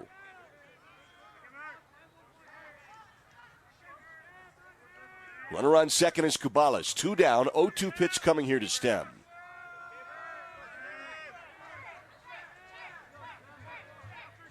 Cottrell tosses. Swung on and missed, strike 3. Fastball high. Stem is down on 3 pitches. And that strands the runner on second base. We go to the bottom of the 5th. It is 2-0 Gonzaga. A lot goes into Washington State athletes reaching peak performance for game day, including the right nutrition. At Wilbur Ellis, we know that healthy crop performance requires the same attention to nutrition as an athlete. That's why we use benchmark data points to maximize crop productivity through nutrient efficiency. For 100 years, family-owned Wilbur Ellis has been partnering with Washington's farmers to grow healthier crops. That is the winning ag experience for Cougar Nation, locally provided by Wilbur Ellis. Agriculture requires dedication. dedication by farmers to strive to maximize what Mother Nature gives them to raise a profitable crop, dedication to strive to leave the ground better for the next generation than when they started farming. I'm Ian McGregor, president of the McGregor Company. Dedication is at the core of our customers, and it's in our blood as well. We promise to remain dedicated. The McGregor Company, dedicated people who care about farm families, the environment, local communities. Bottom of the fifth, it is 2-0. Bulldogs have the lead over the Cougs. 2 runs on 6 hits for Gonzaga. The Cougs scoreless on 1 hit. Elijah Hainline, the 6-hole hitter today. 47 hits, 10 homers on the year. In the 6th spot, it is Hainline, Harvey, and Morrow due up. Still battling Kai Francis, the starter, who's been efficient with 53 pitches. And he tosses here to Hainline. Inside, it hit him. So another ball that was wild by Francis. And Hainline goes to first. He's lost control a few times tonight. And Jake Harvey comes up now, and the Cougs want to try to capitalize on the leadoff man on. Wind has completely died down to right. So the flags are straight down now. Harvey digs in. He got on a fielder's choice back in the 2nd. Actually, that ended the inning is what it did. Runner takes off for second, pitch is chopped foul. And Hainline will go back to first base. So the count's 0-1.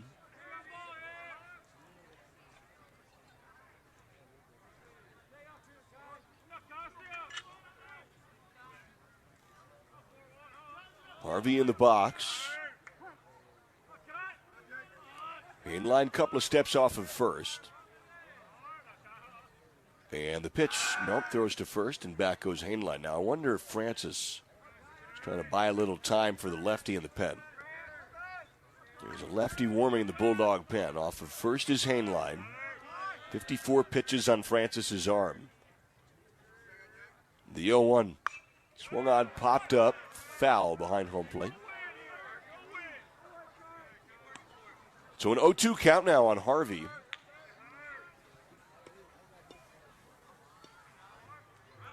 Jacob Morrow on deck. Hainline's being held on by Calmer. The 0-2. Swung on it, missed strike 3. Breaking ball low. That's the 5th K of the outing for Francis, who coming into this start had 11 Ks and 14 walks in 13 2/3 innings. He has 5 Ks and 1 walk here tonight. Jacob Morrow into the box. 1 down, runner on first is Hainline. Surprise throw to first. Little snap throw. Back is Hainline. Read it well. Lights beginning to take hold here as we are nearing dusk on the Palouse, with 1 down in the bottom of the 5th. And the pitch now to Morrow is off the hands. Could be 2. Dribbler to second. They throw to second for 1. Turn to first. Double play. Beautifully done by the Bulldog infield. A super quick transfer by the shortstop Cabalas. And that's a 4-6-3. And ends the inning. We go to the 6th. It's 2-0 Bulldogs. This is Cougar Baseball. Fastball strike 3. A 3-pitch K for Hawkins. Back to the scoreboard. It is long gone. McKeon gives it a ride. Join us all conference season as Brian Green and the Cougs look to make more noise in the Pac-12. Backhand stab by Russell. Sidearm to second for 1. The turn to first. Double play. Follow along all spring on your home for Cougar Baseball, the Washington State Sports Network from Learfield. It's time to bring the big game to your backyard. With battery power made by Steel. Our AK Homeowner System battery tools start at just $199.99. Find yours at over 10,000 local dealers. Steel is a proud supporter of your Washington State Cougars. Real Steel. Find yours. All prices S&W SRP.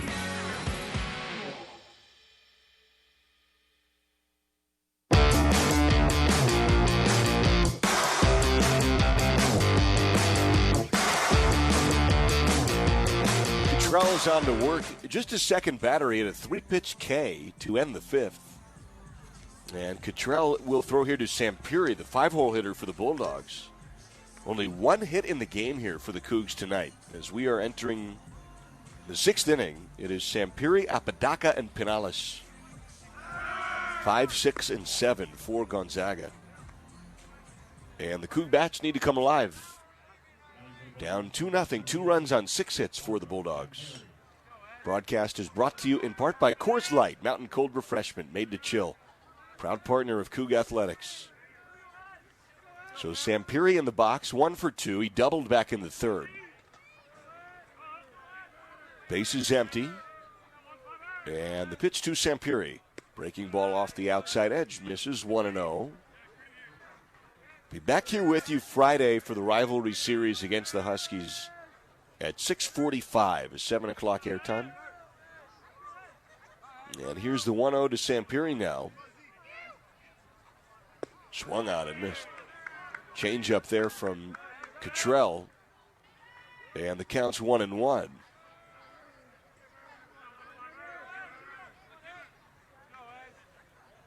One ball, one strike. Sampiri, the righty, the catcher, takes a fastball inside edge off the plate, and the count's 2-1 now. Here's why you got to be careful with the radar gun sometimes. Clocked that one at 97. That was not 97. So here's the 2-1 pitch now to Sampiri. Breaking ball is hit hard on a line to left, base hit. Jake Harvey scoops it back into the infield.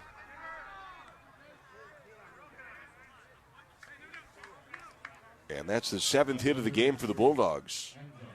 And Enzo Apodaca comes in, the 6-hole hitter.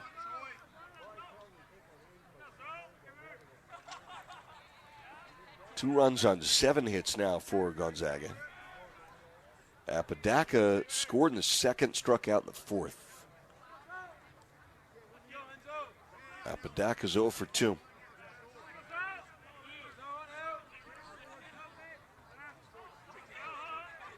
Sorry, Apodaca grounded out in the second and flew out in the third. That's how he got sent back to the dugout twice. There's a fastball on the outside edge. Strike number 1. A 1 count to Apodaca with Sampiri at first base.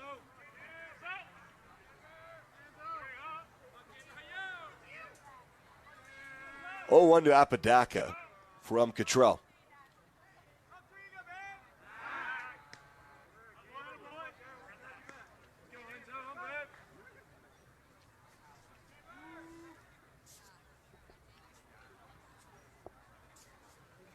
Throw to first and back at Sampiri. Here's the 0-1 to Apodaca. It's off the hands, glove to Cottrell. He throws to second for 1. Russell transfers to first, double play. There's a 1-6-3. Cottrell dug that one off the turf from the mound. Threw it to Russell at second, who did well to transfer the ball and throw a strike to McKeon at first base. Maybe that's what the Cougs needed to get some momentum here. So 2 down in the 6th, and Xavier Pinales, the 7-hole hitters, into the box. Base is empty, 2 down in the 6th.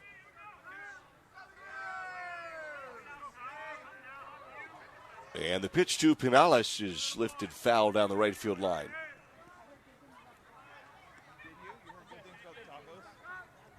So the count's 0-1.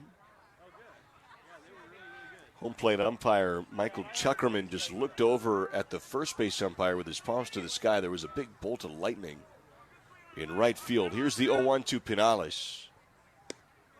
Inside off the edge, counts 1-1.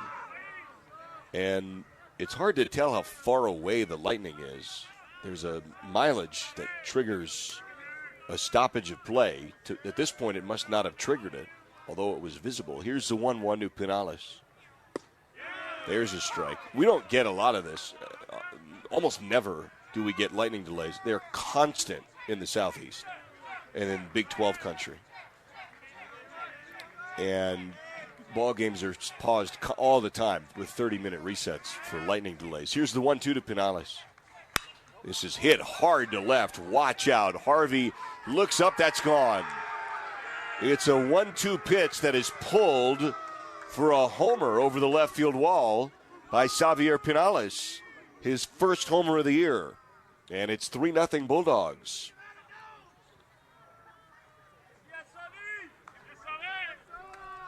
Solo shot. Hard hit. Line drive to left. And Tommy Eisenstadt comes into the box now with 2 down and 1 run here in the 6th. It is 3-0 Bulldogs. Eisenstadt 1 for 2. Singleton scored back in the 2nd. And the pitch. Strike outside corner. Fastball is in the zone. So the count's 0-1 here to Eisenstadt.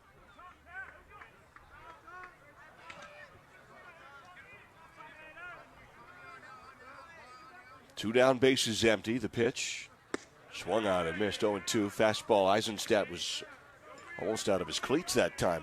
Wasn't the front foot. Hainline, the second baseman, is deep in shallow right field. And here's the 0-2 to Eisenstadt. Breaking ball off the end of the bat into the third baseman McGee's glove, running back toward the mound. So one mistake made there. Pinales pulls it over the left field wall. We go to the bottom of the 6th. It's now 3-0 Bulldogs. That to-do list you have needs one more thing. Chill. It's an easy thing to do. Just crack open an ice-cold Coors Light and chill. Take the afternoon off and binge watch anything. Go to happy hour and stay for a couple hours. Who's counting anyways? Or hang out with just your dog, because you've had enough human interaction this week. Whatever you do it with a Coors Light. Mountain Cold Refreshment made to chill. 2020 Coors Brewing Company, Golden, Colorado. Celebrate responsibly. Start enjoying your maintenance-free lifestyle today with Choices. Bishop Place Senior Living has many options to explore depending on the level of care you need. Bishop Place has a wide range of activities, social events, and fitness options depending on your interests. We also have housekeeping and dining service. Less worry, less chores, more life, and more choices. Visit us on the web at bishopplace.net or call to schedule your tour today. We can't wait to see you. Cougs have work to do. Down 3-0 here, bottom of the 6th. Bats have been super quiet. With only 1 hit tonight, Bryce Matthews is scheduled to lead things off here in the 6th. It is Matthews, Advincula, and McKeon, with Kai Francis still on the mound. For the Bulldogs, he's thrown 58 pitches through 5. It's his first start of the year. He's a sophomore. He has 5 Ks and 1 walk and only 1 hit allowed. And the pitch now to Matthews is a fastball away for ball number 1. Matthews is 0 for 1. And a ground ball up the middle. That's hit hard to right. Line drive. That drops down. There's a base hit. Hardest hit ball of the night for the Cougs. And Bryce Matthews singles to right. Almost a frustration swing. And he connected and pulled a laser out to right field. And there's the leadoff man on here for the Cougs in the 6th. And Jonah Advincula's into the box. See if that gets something started here for the Cougs. Now 3rd time through the lineup. Kai Francis on the hill. The pitch here to Advincula. That's low and away for ball number 1. Off-speed pitch misses.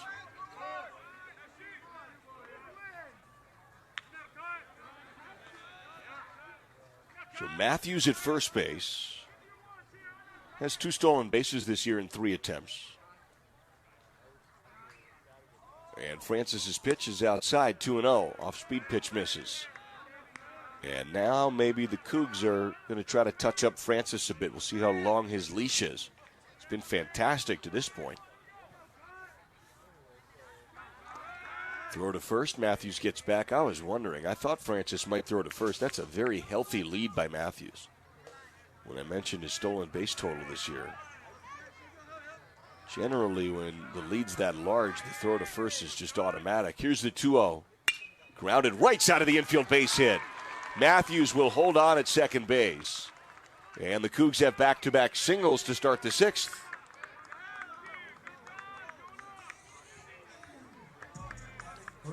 Matthews and Advincula single to start the sixth, and now Jacob McKeon's into the box. McKeon, a couple of strikeouts looking today in the first and fourth innings.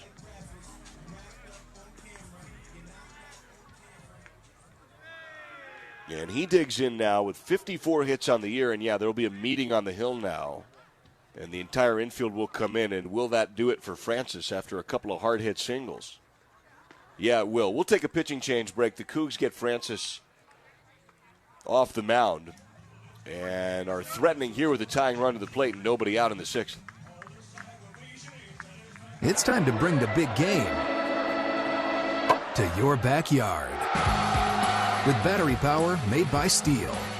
Our AK Homeowner System battery tools start at just $199.99. Find yours at over 10,000 local dealers. Steel is a proud supporter of your Washington State Cougars. Real Steel. Find yours.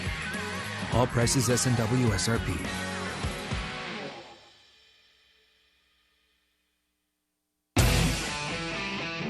Another season of women's and men's college sports is underway. Follow your alma mater or favorite team in their pursuit of the prestigious Learfield Directors Cup at L Directors Cup on Twitter and online at thedirectorscup.com. Trophies will be awarded in June 2023 to the winning institutions in all competitive divisions. Learfield Directors Cup, the crowning achievement in college athletics. Matthew Miller's the lefty out of the pen here for the Bulldogs. And he has a 6.35 ERA. This is his 14th appearance of the year. He has 7 starts on the season, so he's started a good bit. He could last a while. 5 decisions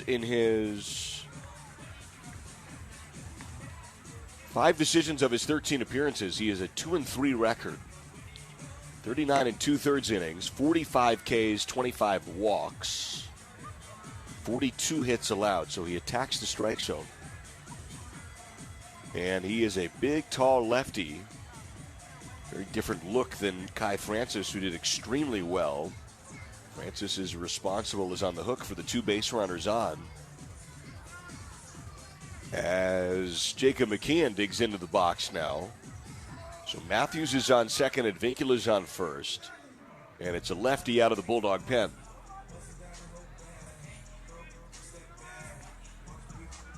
Cougs down 3-0.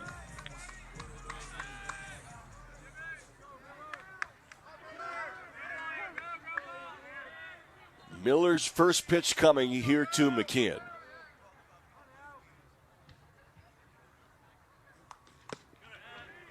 There's a fastball low and away. Clocked at 92. Good eye by McKeon there. With a rare start to a ball game for McKeon. 2 Ks both looking. Matthews on second, Advincula's on first. Pitch from Miller to McKeon. Sliced foul just above the Gonzaga dugout. That's why you want that netting there to safeguard the fans. That ball would have been a rocket to the seats, even with the first base bag. Instead, it just safely hits the netting. So 1 ball, 1 strike. And the pitch to McKeon. Swung on and missed. Fastball toward the outside edge there. Counts 1-2. So Matthews is in scoring position. Advincula's on first. And here's the 1-2 to McKeon. Swung on and missed. Strike 3. A 3K day so far for McKeon. And Sam Brown comes up into the box now. McKeon walks away frustrated. Designated hitter, number 25, Sam Brown.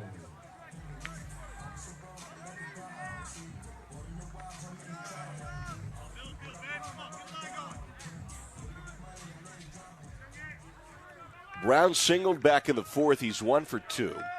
Struck out in the first. Miller's pitch here to Brown. Swung on and foul, tipped into the mitt. The fastball is pushed by a big wave there by Brown. 8 homers on the year.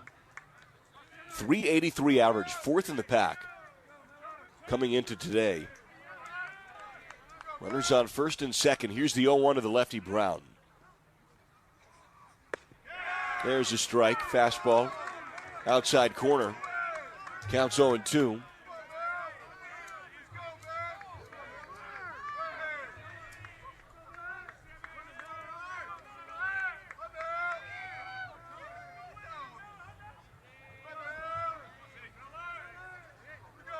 .02 pitch here to Brown. Comes in a little low. Good eye by Brown there. Fastball. And the count's 1-2.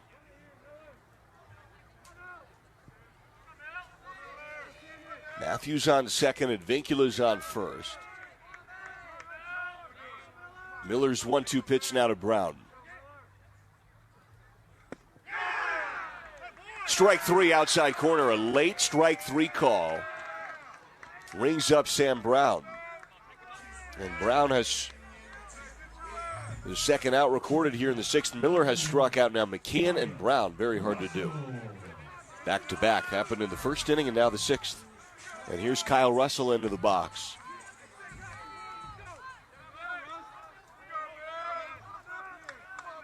Russell's 0 for 1 with a walk.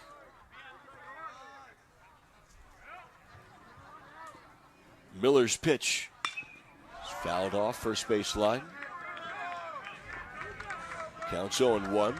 Fastball touched away.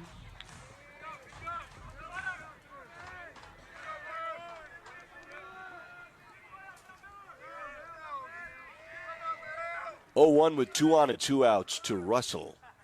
Swung out and missed. Fastball outside corner there. So Miller's come out a very different look than Francis and has thrown well.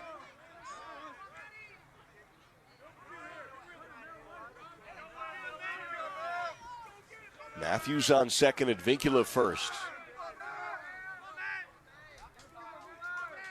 The 0-2 to Russell. Runners go. Pitches outside, no throw. So both runners advance. Matthews to third and Vincula to second. That was a fastball away. And now a single would make this a one-run game.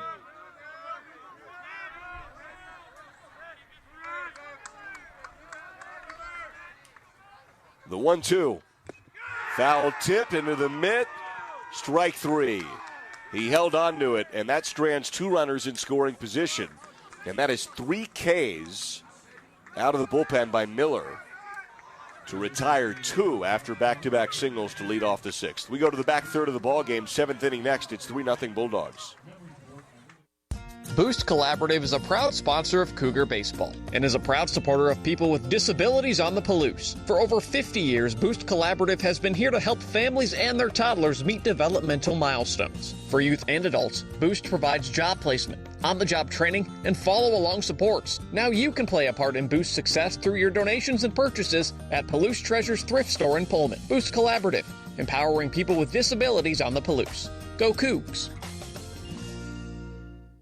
The Clearwater River Casino and Lodge proudly supports Washington State University Athletics, the premier venue for events and entertainment, located 4 miles east of Lewiston, Idaho.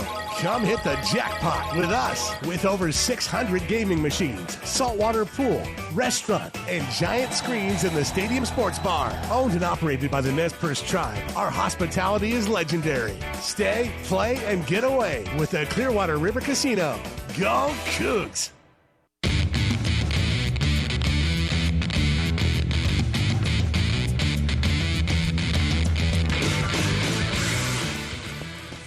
New pitcher for the Cougs is Duke Brotherton as we go to the 7th inning. It is 3-0 Bulldogs. Numbers on Brotherton. This is his 7th appearance of the year, a 4.5 ERA. 12 innings, 11 Ks, 2 walks, 14 hits allowed. He has attacked the strike zone in a limited sample size this year. Cougs squander an opportunity. They had runners on first and second with nobody out.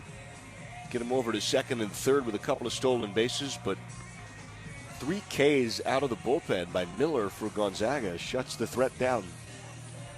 and leaves it at 3-0. So we go to the back third of the ball game here, 7th. And it will be 9-1-2 due up for the Bulldogs. That's Hank Dunn, the 9-hole hitter, the defensive center fielder.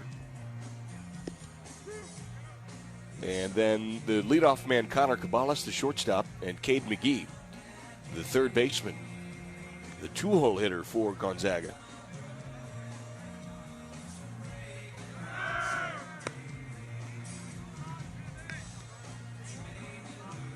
Dunn on the evening is 0 for 1. He walked back in the second, got thrown out at home on a double steal attempt. He's grounded out to short back in the 4th inning.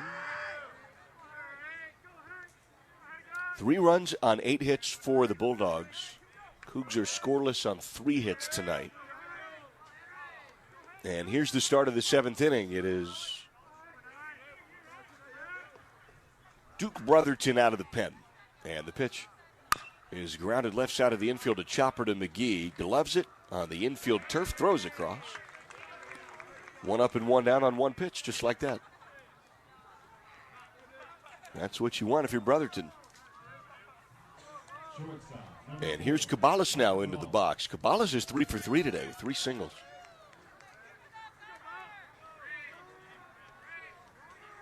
Drove in 2 runs with his 2nd inning single. He's been really productive. The top of the Bulldog lineup tonight. So the 4th arm for the Cougs used here is Duke Brotherton. And the pitch.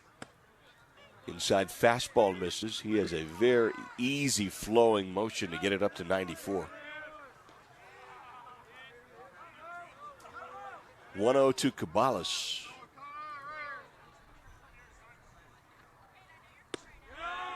There's a strike. Some guys look like they're going to throw their whole body into it. Just absolute maximum effort to leverage to get velocity. That is not Brotherton. Big frame up there, nice and easy. Here's the 1-1 to Cabalas. Inside fastball at 92 misses, 2-1. So 2 balls and a strike. 1 down here in the 7th. Base is empty. 2-1 to Cabalas. It is grounded up the middle. It is a sliding stab by Russell. Goes to his cleats and throws across in time. Ball pulled into the center field turf, and Russell with a full 360 puts down the leadoff man for the Bulldogs for the 2nd out of the 7th. A glove side grounder that he spins around to get to his cleats and uses his momentum for a beautiful play. You can star there. 2nd out of the 7th. And here's Cade McGee in the box. Pitch to the third baseman is low and away for ball 1. McGee's 0 for 3 tonight.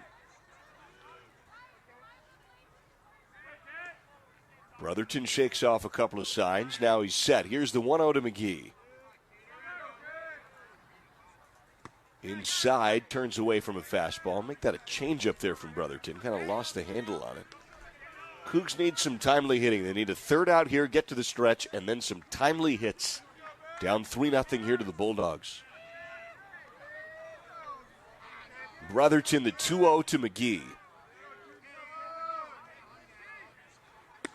Check swing, strike. He went around on the appeal to first. Travis Reininger said, yeah. Bat went through the zone, so the count's 2-1.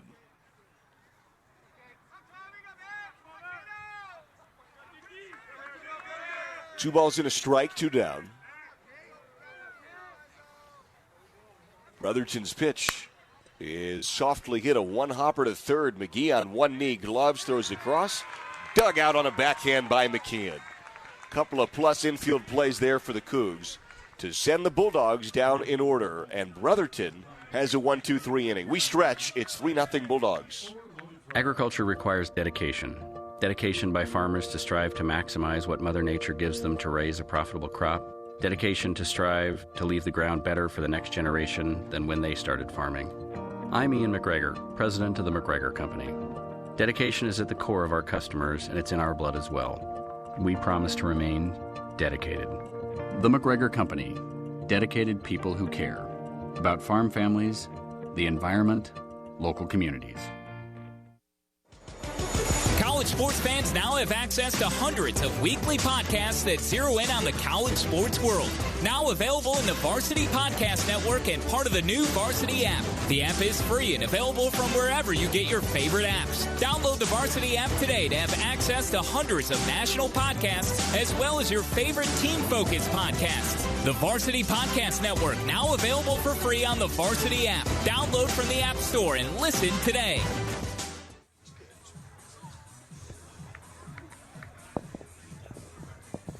So we go to the middle of the 7th. It is time to stretch. And it is 3-0. Cougs are down here to the Bulldogs. 3 runs on 8 hits for Gonzaga. Scoreless for the Cougs on 3 hits. 5-hole hitter Cam McGee into the box. Elijah Hainline. And Jake Harvey also scheduled up here in the 7th. Matthew Miller with 3 Ks out of the pen to strand 2 Coug base runners in the 6th. First pitch is fouled off behind home plate. Fastball, an aggressive swing there by McGee, and the count's 0-1.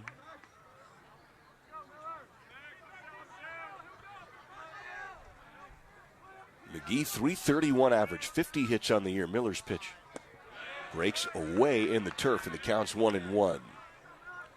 McGee flew out to right in the 2nd, and then he grounded out to first base in the 4th.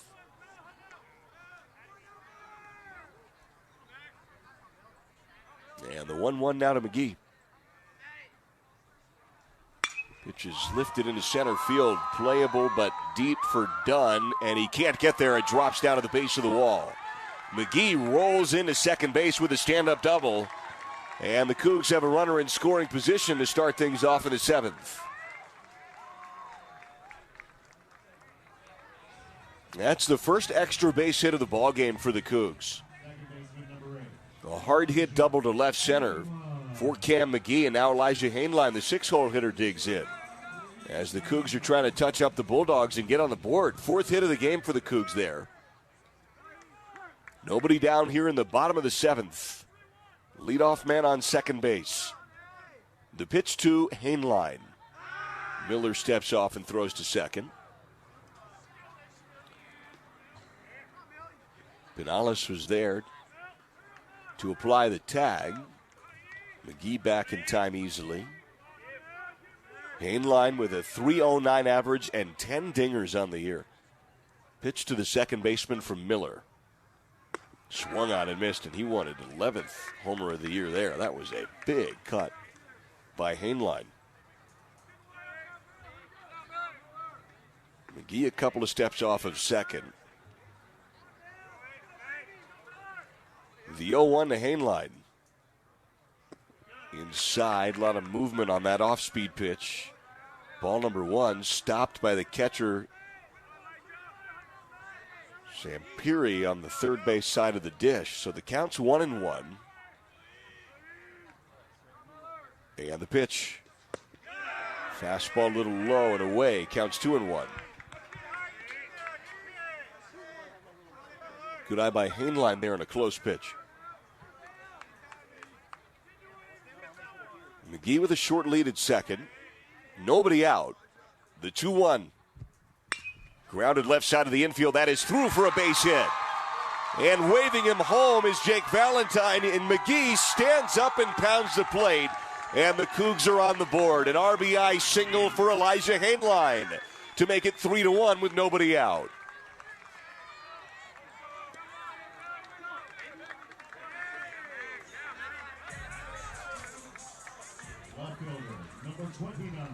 Throw never got home, and McGee didn't have to slide.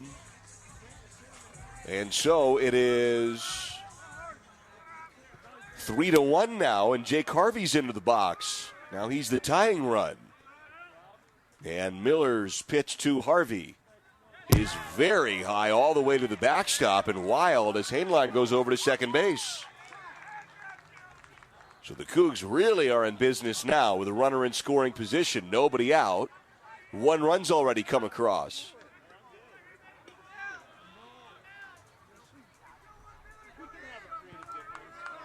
Harvey digs in now. Nobody down, 1-0 count. The Cougs threatening again with a runner on second. Miller's pitch. Fastball misses inside for ball number 2. The first pitch went over the catcher's crouch all the way to the backstop. The second one's low and inside, and the 2-0 count coming here to Harvey. Hainline off of second. The pitch now to Harvey. Nope, Miller steps off and throws to second. Counts 2-0. Harvey digs in now. Miller's set. Checks the runner. And comes home. Pitch is lifted into center field. Dunn. He will not get there. It bounces down. It's a single to center. Over to third base. Advances Hainline. And the lead runner comes up into the batter's box now. It's a single and 3 straight hits for the first 3 batters for the Cougs in the 7th. Broadcast is brought to you in part by Barbasol. Choose Barbasol shaving cream for thick lather and close, comfortable shave. Barbasol, the American original for over 100 years. Better buy Barbasol. Now there's a meeting on the hill. See what they do with Miller here. They go to the pen. After a double and 2 singles are surrendered by Miller. We take a pitching change break. It is 3-1. Cougs threatening here in the 7th. Boost Collaborative is a proud sponsor of Cougar Baseball and is a proud supporter of people with disabilities on the Palouse. For over 50 years, Boost Collaborative has been here to help families and their toddlers meet developmental milestones. For youth and adults, Boost provides job placement, on-the-job training, and follow-along supports. Now you can play a part in Boost's success through your donations and purchases at Palouse Treasures Thrift Store in Pullman. Boost Collaborative, empowering people with disabilities on the Palouse. Go Cougs! Agriculture requires dedication. Dedication by farmers to strive to maximize what Mother Nature gives them to raise a profitable crop. Dedication to strive to leave the ground better for the next generation than when they started farming. I'm Ian McGregor, president of the McGregor Company. Dedication is at the core of our customers, and it's in our blood as well. We promise to remain dedicated. The McGregor Company. Dedicated people who care about farm families, the environment, local communities. New pitcher for the Bulldogs is another lefty out of the bullpen. And before we get to his numbers, let's pause 10 seconds for stations to ID themselves as affiliates. This is Cougar Baseball.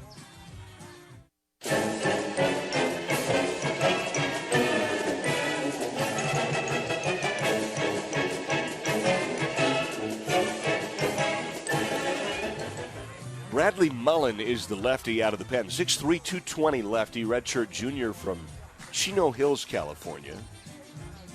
Mullen with a team-high 18 appearances.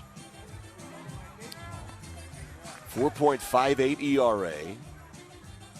3 wins, 2 losses, 35 1/3 innings, 30 Ks, 48 hits allowed in 35 1/3. That's a lot. 17 walks surrendered by Mullen as well. So it is Jacob Morrow into the box now, the catcher for the Cougs, with Hainline on third and Harvey on first.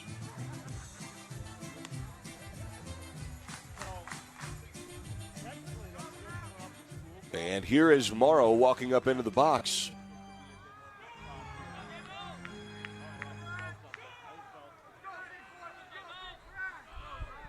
Runners on first and third, nobody out for the Cougs. New pitcher for the Bulldogs is Mullen, the lefty. And the Cougs have cut it to a 2-run deficit. The pitch is bunted first base line. Runner takes off for home. He's in safely. Throw is high. Everybody's safe. And a run scores.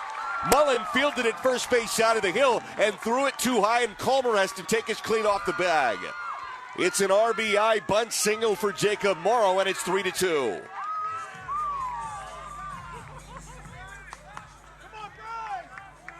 Harvey goes over to second. And the Cougs are really in business here in the bottom of the 7th, with now a 3-2 deficit, and Bryce Matthews, the 9-hole hitter, into the box. On second is the tying run, Jake Harvey, with Jacob Morrow on first. The pitch is outside. Fastball misses at 90 miles an hour from Bradley Mullen. Mullen has a really unique delivery. The elbow bends and he takes a step toward home, but the ball seems to be really visible over that left shoulder. Here's the 1-0. Bunted third base side, and that is a fair ball, foul ball. It looked like he knocked it foul, and immediately Brian Green comes out of the dugout to go talk to the home plate umpire, Michael Chuckerman.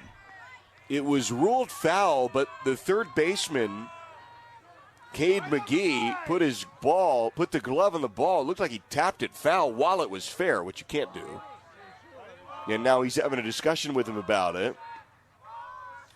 And it seems like Brian Green is going to review it. He's saying, hey, I want to review to confirm that ball was actually foul before it was batted into foul territory by McGee on the ground. And if it is a fair ball, the Cougs will have the bases loaded in a 3-2 ball game. As the umpires have converged on the third base side of the hill, there's a chance they don't even review it. But that would likely eject Coach Machtoff out of the Gonzaga Bull dugout. And they are going to go back and talk to Brian Green about it. Home plate umpire Chuckerman and the third base umpire Travis Roberts are conversing. And they're not going to review it. And they're going to send Matthews back into the box. Interesting. So Matthews goes back in now with a strike on him after that ball is ruled foul. And a 1-ball, 1-strike count. Harvey's on second and Morrow's on first. Cougs have tightened it up. It's 3-2. As Mullen is set and comes home now. Ball is thrown away. Fastball misses 2-1. And Matthews showed bunt and then pulled it back again. So clearly the Cougs are trying to work this Gonzaga bunt D. Trying to advance the runners. Still nobody out. The 2-1 is bunted fair for sure. Back toward the mound. Mullen gloves, throws. That does get Matthews. But the runners advance on the sacrifice by Matthews.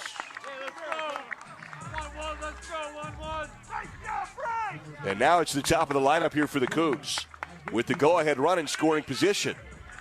And so it is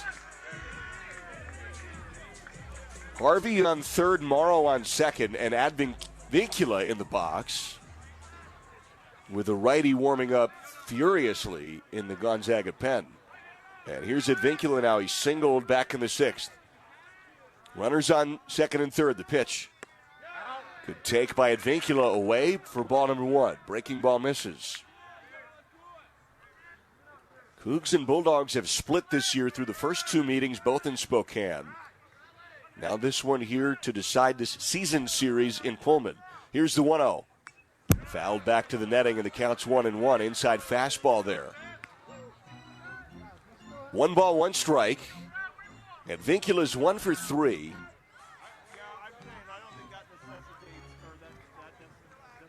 And he's got the go-ahead run in scoring position. Nobody on first base, one down. The pitch comes in high. Pulls the catcher Sampiri out of the crouch, and the count's 2-1. So you've got Harvey on third, Morrow on second. Double, single, single, single to start the seventh off. 2 runs have scored. Mullen is set. Here's the 2-1 to Advincula. That's high and away. 3-1. Off-speed pitch misses. Oh, they called a strike. Wow. It's 2-2. I didn't even see the call by the umpire. Just assumed. So did Advincula. So did all the fans. So here's the 2-2 now to Advincula. Got to be swinging. This is chopper, a high chopper up the middle. Ball game will be tied. Glove by the shortstop, Cabanas. He throws it away. It goes to foul territory. Advancing home for the lead and scoring is Morrow. It's 4-3 Cougs. Harvey comes home on the high chopper up the middle. Advincula with great speed gets to first and forces a low throw rushed by Cabalas. And it's 4-3 Cougs as Harvey and Morrow have scored, and all 4 runs have come across for the lead here in the 7th.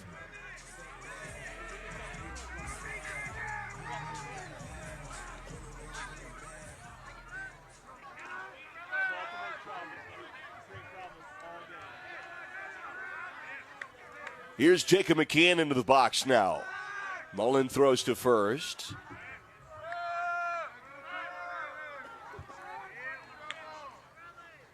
It is an RBI single for Advincula, and then the run advances, the 4th run of the game advances and scores on the E6.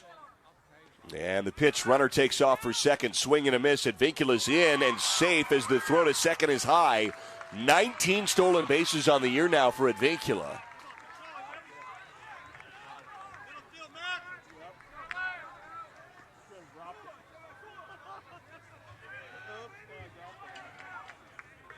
Oh, 1 count now to McKeon. 1 down, runner on second in a 4-3 game.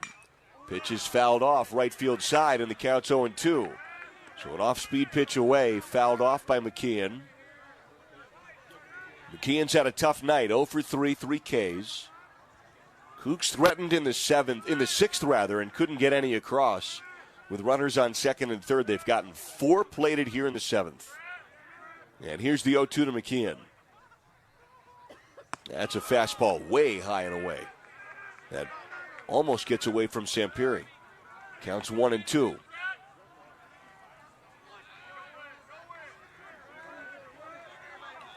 Advincula takes second base.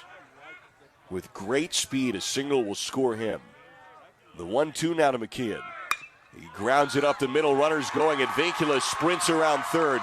He scores. RBI single for McKeon. It's 5-3 Cougs.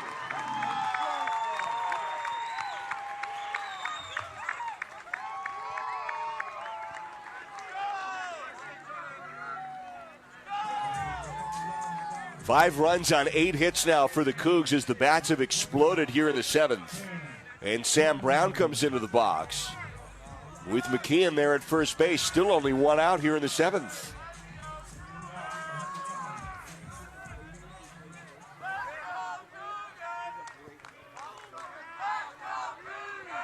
Off of first is McKeon. And the pitch now to Brown. Strike, fastball outside corner. The count's 0-1. And there is still somebody warming in the Bulldog pen, but I'm not seeing anybody tossing. Here's the 0-1 now to Brown. It might be all heated up. Pitches away, runner takes off for second, throw off target, and McKeon's in for his 4th stolen base of the year. So Ezra Sampiri's throw is late and to the first base side of second. And the Cougs have another runner in scoring position, keeping the pedal down here in the 7th. So Brown digs in. He's 1 for 3 tonight with a single. The pitch to him. Fastball high and away, misses 2-1.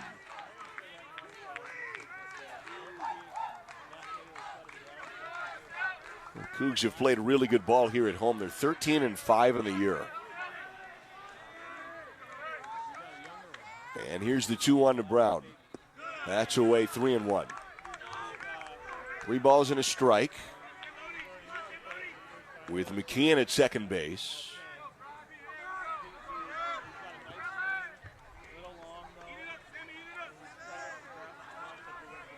And Mullen ready to roll. The 3-1 now to Brown. There's a strike. Yep, fastball catches the corner. Brown was trying to throw the bat and make like it should have been ball 4. That looked like strike 2. 3-ball, 2-strike count with 1 down and a runner on second.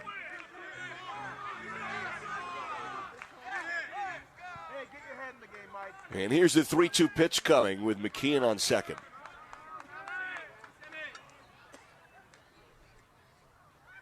Swung out and missed strike 3. Fastball away. Brown doesn't catch up with that one, and now Kyle Russell comes into the box. Russell is the 9th batter of the inning. as the Cougs have taken a 5-3 lead.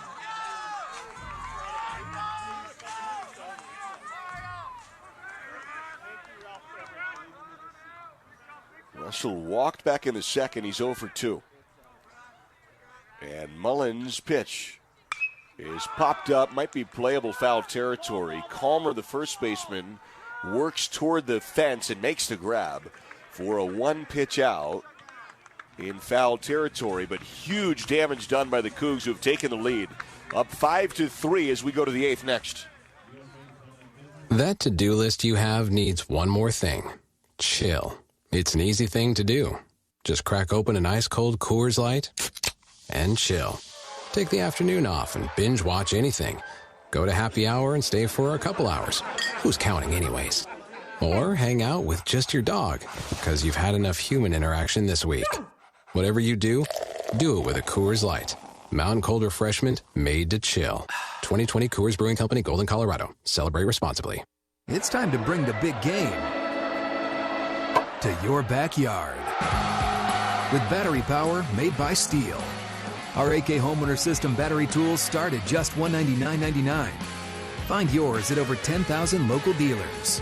Steel is a proud supporter of your Washington State Cougars. Real Steel. Find yours. All prices S&W SRP.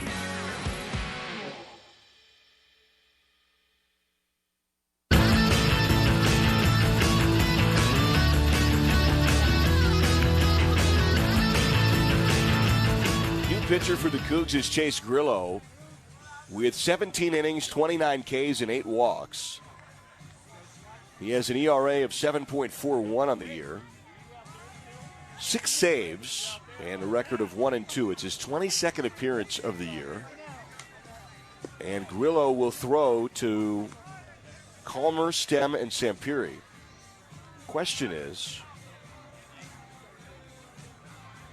with the lefty warming for the Cougs in the pen, does he only face Calmer, and then do you bring the lefty in for Stem and go righty-lefty specialist? Also, you preserve these guys for the Husky series to whatever degree you're worried about that.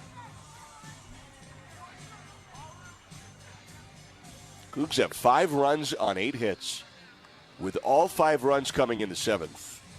And the Bulldogs with 3 runs on 8 hits. So the Cougs come back to take the lead in the 7th, exactly what they needed to do. Grillo's taking his final warm-up pitches. This is the 5th arm used by the Cougs tonight. Nothing would feel better than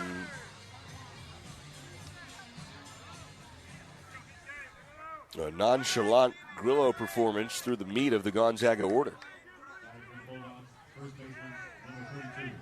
Skies have opened up a little bit here on the Palouse. Just a little bit, just a touch. Just a slight mist. 75 degrees, it's actually probably comfortable. And here's the pitch now to Calmer in a 2-run ball game. That gets low and away and rolls to the backstop. So the count's 1-0. Off-speed pitch misses. Calmer is 1 for 3. He singled back in the first.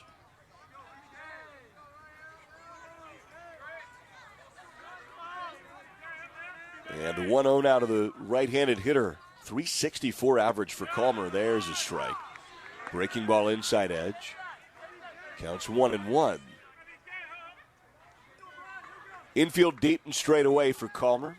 Outfield is deep as well. About as deep as they'll stand. Just in front of the track is the left fielder Harvey. The 1-1. Fastball high, way high, off the tip of the mitt by Morrow to the backstop. So the count's 2-1.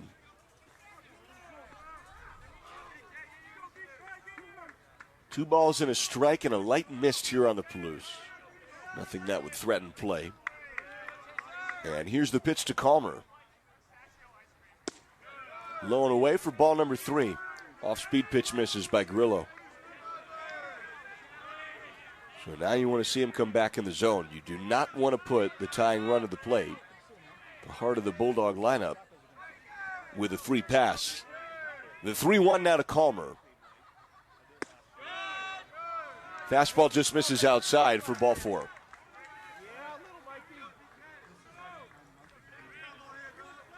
And now Sam Stem comes into the box.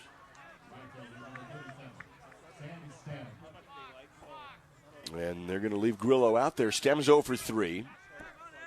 We have a lefty warming in the pen.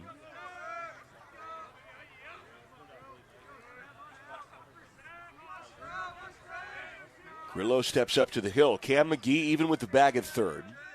Infield shifted to the right otherwise. First base side of second. Pitch is a ball outside. Off speed pitch misses for ball 1.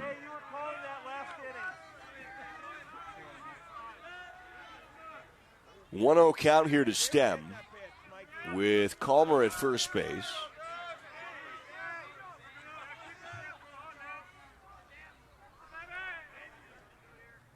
And the pitch is grounded foul. First base side, hard hit ball. Spiked foul up the right field line. 1 ball, 1 strike here to Stem. A couple of Ks and a ground ball out.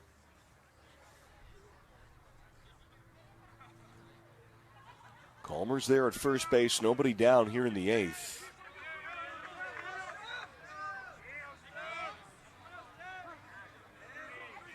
Grillo set third base side of the hill. And the pitch to Stem is hit hard through the whole right side of the infield, base hit. Around second, heading to third is Calmer. Matthews, the right fielder, throws it in. But the Bulldogs have the go-ahead run coming to the dish. Stem hit that ball through the shift. It was a ground ball between the shortstop, Russell, who's on the first base side of second, and the second baseman, Hainline. A hard hit single to right. And here's Sampiri now into the box, the 5-hole hitter. And Morrow's out of the crouch to give the signals for bunt defense here.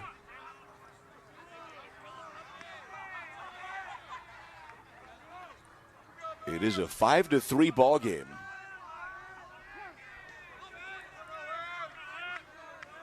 Off of third is Calmer, Stems at first. And the pitch off the outside edge for ball 1. Off-speed pitch misses.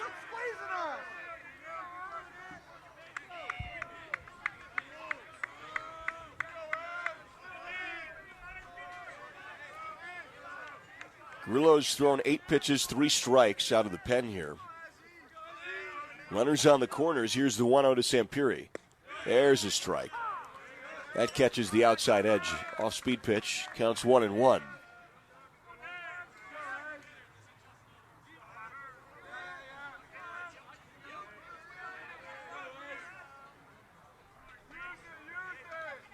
One ball, 1 strike. Runners on the corners. The pitch to Sampiri is grounded left side of the infield. It is underneath the glove of McGee and rolls out to left field. 1 run scores. From first to third goes Stem, and over to second is Sampiri to make it 5-4. An awkward ball that was bouncing over the third base bag. And McGee tried to backhand it behind the bag at third. And it rolls out to left field for the 10th hit of the game. And it's 5-4.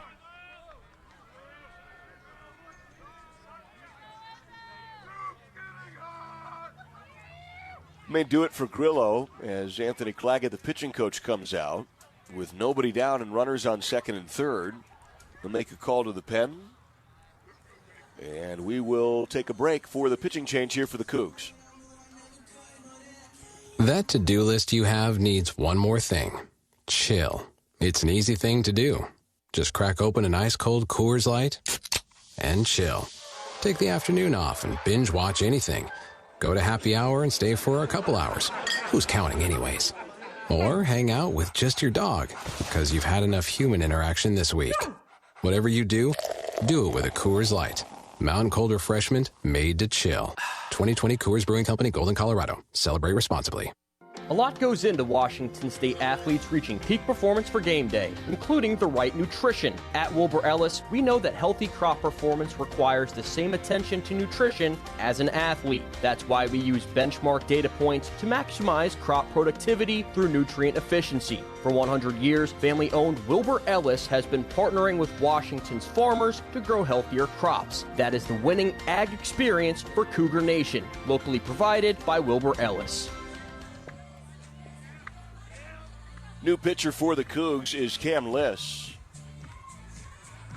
And the lefty will inherit a very nasty spot here with runners on second and third.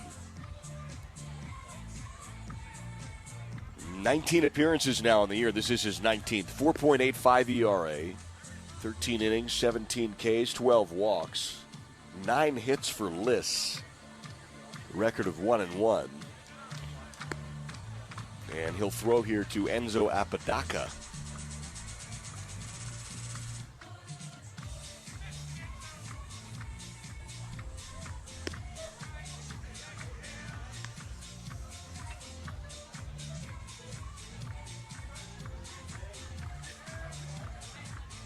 Cam Liss will throw here to Apodaca with runners on second and third. 1 run has come across. In a 5-4 ball game now, it was 5-3 after the 7th.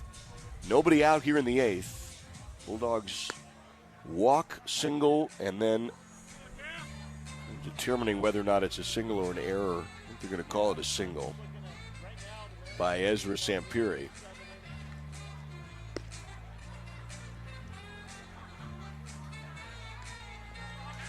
And so here's Apodaca into the box. With runners in scoring position and a nasty spot for Cam Liss to inherit.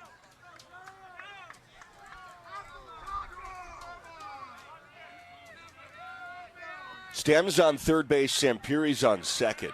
It's 5-4, 10 hits in the game now for the Bulldogs. They are going to rule it a single. And the pitch by Liss is a strike on the outside corner. Sorry, a double by Ezra Sampiri on a bouncing ball over the third base bag. 0-1 pitch now to Apodaca.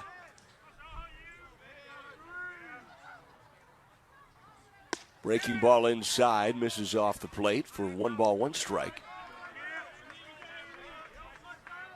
Stems on third, Sampiri's on second.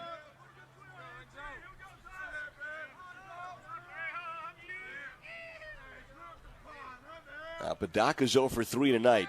The 1-1. Inside, misses on a breaking ball, and the count's 2-1.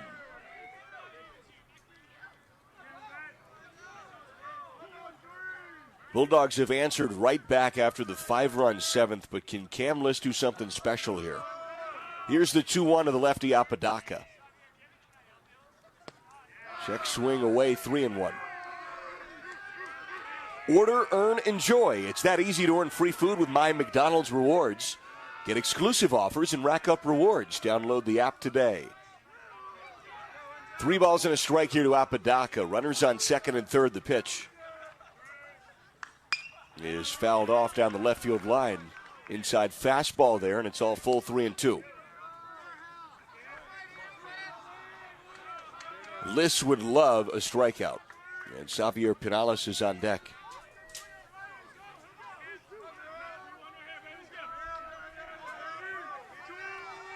Here's the 3-2 to Apodaca. Swung on and chopped up the first base line. Glove by Hainline. No, he misses it. Off the tip of his mitt down the right field line. Both runs score. It is now 6-5 Bulldogs as they have taken the lead. Still nobody out here in the 8th. There was a high chopper over the first base side. Hainline deep on the outfield turf tried to glove it on what really was a single. The only reason he went to go even near that ball was because he was playing deep in the hole at short, super deep, or at second rather, out in right field. And so he almost had a chance, but it's a single. And a 2 RBI single for Apodaca.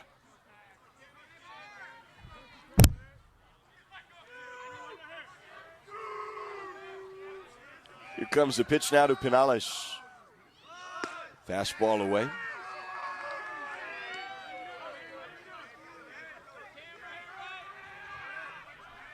Three runs have scored here in the eighth.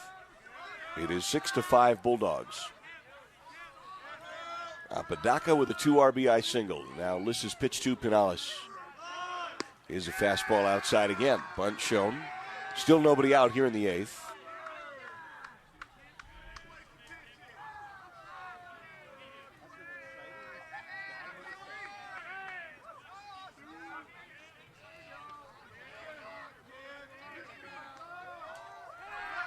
Throw to first, and back goes Apodaca. As an official sponsor of WSU, BECU is proud to rock the crimson and gray. As a not-for-profit credit union, proud to put people in Cougs like you first. BECU, power in people. As this pitch is bunted foul, first base side. So the count's 2-1.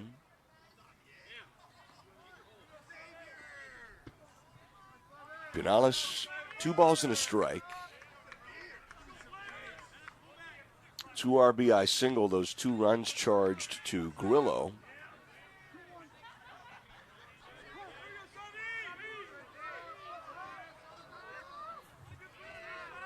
And here's the pitch now to Pinales. Fastball bunted foul, first base side, over the netting, popped it up. And so the count's even at 2-2.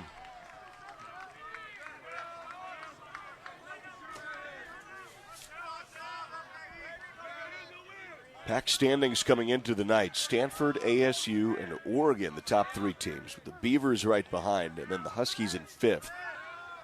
The 2 LA schools, UCLA and USC, and then Arizona down here for the Wildcats. Throw to first again. Cougs, Utes, and the Golden Bears. Of course, the Bruins and Trojans will be playing Purdue, Illinois, and Rutgers in baseball next year, or 2 years rather. Here's the 2-2 to Pinales. Swung on a miss, strike 3. Good job by Lys to get the first out of the 8th. And here comes Tommy Eisenstadt now into the box. Apodaca there at first base.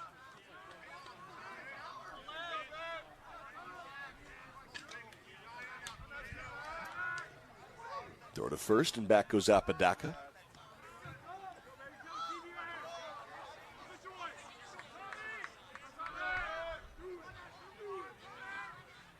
So 1 down here. Eisenstadt is 1 for 4. He singled and scored back in the second.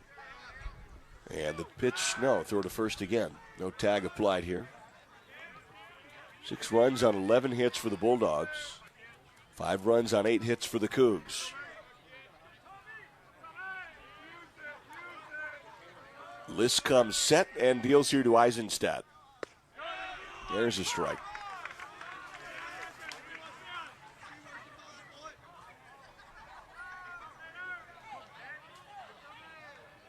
Bulldogs are off of a sweep of Pacific. Prior to that, they had lost 4 straight. Here's the 0-1. Swung on it, foul tipped off of Morrow. And the count's 0-2. Actually, they'd only had 2 wins before that since April 8th, including a 15-1 loss to the Beavers. 0-2 pitch coming here to Eisenstadt, with Apodaca off of first. Throw to first again.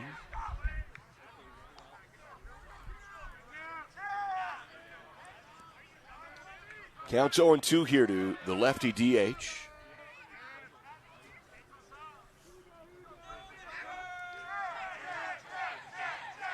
Lys tosses. Ground ball right side of the infield. It's a short hopper, scooped up by Hainline. Nice play. It was tossed to first. Advancing over to second is Apodaca. There's a smooth glove by Hainline. And this is Hank Dunn now, the 9-hole hitter for the Bulldogs. In a 1-run ball game, the Cougs are down by 1. So the Bulldogs have a runner in scoring position, and that may do it for Liss as Anthony Claggett comes out of the dugout. Yeah, they'll make a call to the pen. We'll take a break. That'll do it for Liss with a runner on second in a 6-5 ball game. It's time to bring the big game to your backyard. With battery power made by Steel. Our AK Homeowner System battery tools start at just $199.99. Find yours at over 10,000 local dealers. Steel is a proud supporter of your Washington State Cougars. Real Steel. Find yours. All prices S&W SRP.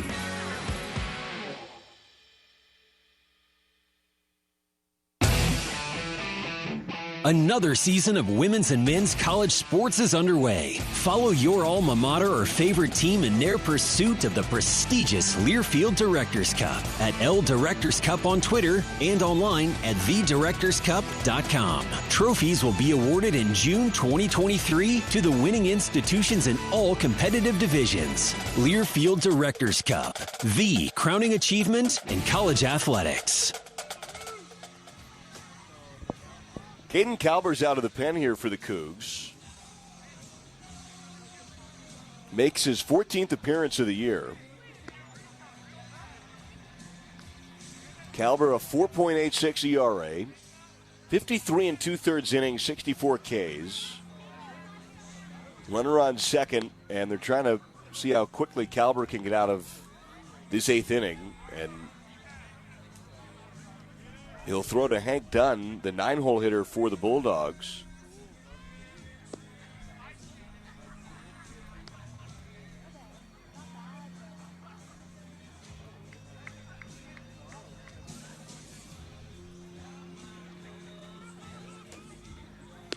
Kalber, who was an all-pack reliever last year, is a starter on the weekends now. But they'll throw him on this midweek game down by 1.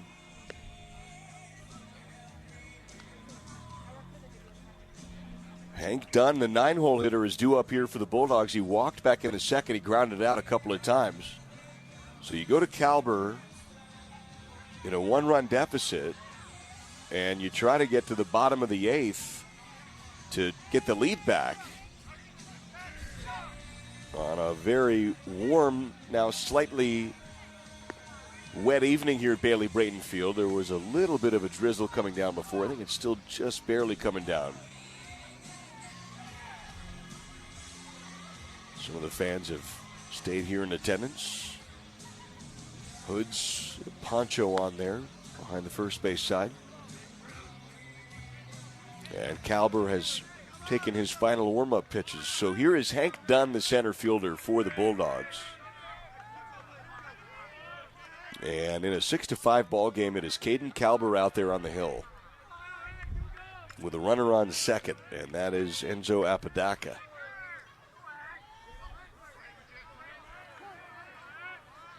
Three runs have scored here for Gonzaga.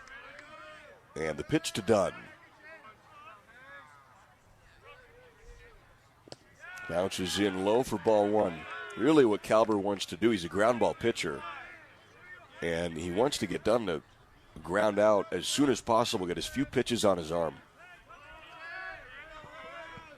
as he can manage here on this midweek relief outing.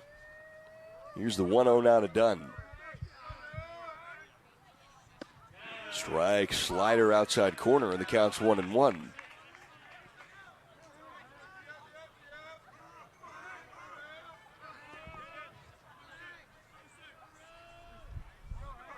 One ball, one strike, 2 outs, runner on second. Kalber's pitch to Dunn. Swung on and missed. Waves through another slider there from Kalber, and now can you get back to strike 3 and get back to the dugout, get the Cougar bats in there.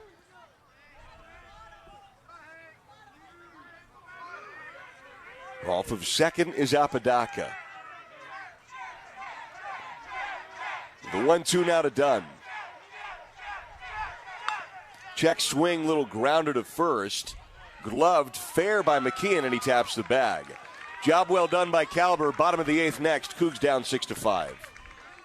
A lot goes into Washington State athletes reaching peak performance for game day, including the right nutrition. At Wilbur Ellis, we know that healthy crop performance requires the same attention to nutrition as an athlete. That's why we use benchmark data points to maximize crop productivity through nutrient efficiency. For 100 years, family-owned Wilbur Ellis has been partnering with Washington's farmers to grow healthier crops. That is the winning ag experience for Cougar Nation, locally provided by Wilbur Ellis. Start enjoying your maintenance-free lifestyle today with Choices. Bishop Place Senior Living has many options to explore depending on the level of care you need. Bishop Place has a wide range of activities, social events, and fitness options depending on your interests. We also have housekeeping and dining service. Less worry, less chores, more life, and more choices. Visit us on the web at bishopplace.net or call to schedule your tour today. We can't wait to see you. So we go to the bottom of the eighth. Cougs have work to do, down by 1. Scored 5 in the 7th and now give up 3 in the top half of the 8th. And it's 6-5 Gonzaga. As Mullen is still on to work here for the Bulldogs. So he'll throw to McGee, Hainline, and Harvey here in the 8th. And the Cougs need 2 runs to take the lead, down 6-5 here to the Bulldogs. It's time for golf, Coug fans. Buy 1 bucket of range balls and get another bucket of balls for free, plus 10% off golf shop merchandise. Redeemed by mentioning Cougar Baseball at Palouse Ridge Golf Club through June 1st. And here's McGee now into the box. McGee doubled and scored back in the 7th. We are into the bottom of the 8th. The pitch fouled off third base side. Inside fastball there fought off, and the count's 0-1.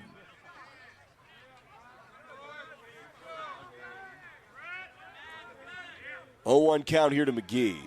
Third baseman McGee, Cade McGee, even with the bag. Pitch low and away to Cam McGee. 1 ball, 1 strike.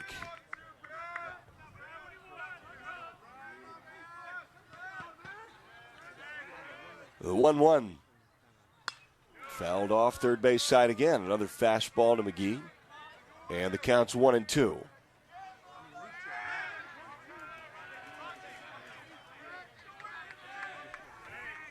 One ball, 2 strike count here to the third baseman McGee. Mullen's thrown 21 pitches before this at bat. Inside fastball, push foul third base side. So we'll do another 1-2. Mullen is the third arm used by the Bulldogs tonight. And here's the 1-2. Bases empty. Leadoff man in the 8th for the Cougs. Check swing on a ball in the turf. Evens it up 2-2.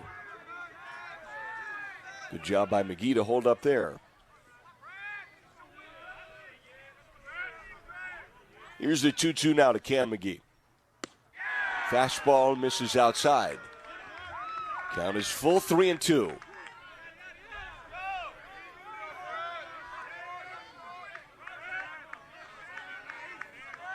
The 3-2.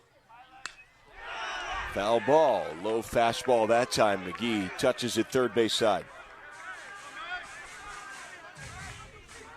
First baseman Calmer is really tight to the line. So is the third baseman Cade McGee. Here's the 3-2 now to McGee, the lefty. This is a ground ball through the whole left side. There's the base hit. So the Cougs have the leadoff man on here in the 8th and the go-ahead run into the box. Elijah Hainline with great home run power. And very oddly here at Bailey Brayton now, the wind is blowing in from right. That's inverted from what is common. There's a very strange weather pattern coming through. And here is Hainline into the box with McGee at first base. And the pitch from Mullen comes bouncing in low. Sampiri stops it. Counts 1-0. Hainline singled and scored last inning. He's gotten on twice tonight in 3 plate appearances. This is his 4th, the 1-0. Comes in low, 2-0. Breaking ball in the turf. Sampiri's been busy back there tonight. The starter, Kai Francis, who went unexpectedly deep into this game, was wild at times. The 2-0 now to Hainline. Is sliced down the right field line. That is a fair ball.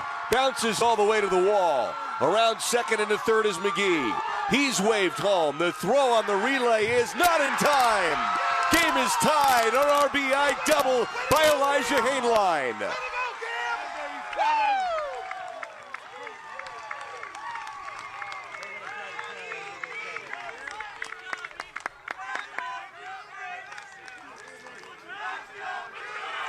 Hainline slices a ball down the right field line.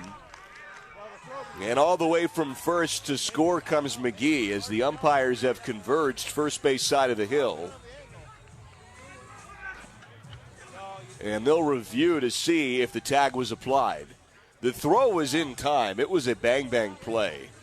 It was a little bit high, so the catcher had to wave the glove down third base side, and the umpires will go look at the monitor that's next to the Gonzaga dugout. Generally, replay has been really efficient with baseball. They've done a really good job facilitating it. And the umpires are taking a look at it right now. And it would seem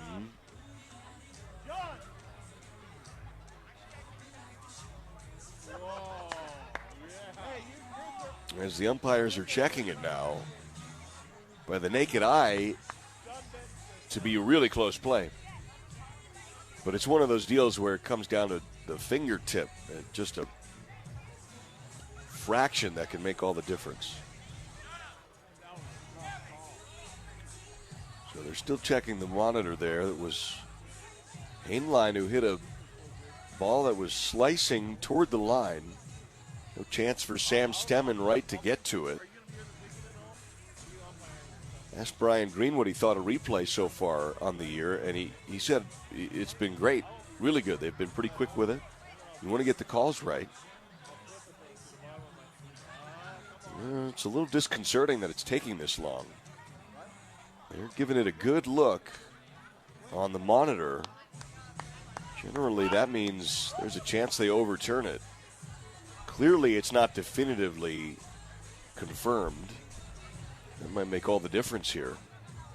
Mullen's going to take his warm-up pitches to stay loose for the Bulldogs. This review's taking a little longer than normal, but the game really hangs on this call at the moment. They're still checking this play. One of the umpires has his right hand on the same device they use for football. And they're shaking their heads and they're looking at the monitor right now. Not sure it's definitive. They are done. They're putting the headsets back up there. And they jog out now to go talk to the other two umpires. And he's safe. And this game is tied. I suspect it was not definitive. I think they couldn't quite tell. So it's an RBI double for Elijah Hainline, and Jake Harvey comes into the box now in a 6-6 ball game and nobody out here in the eighth.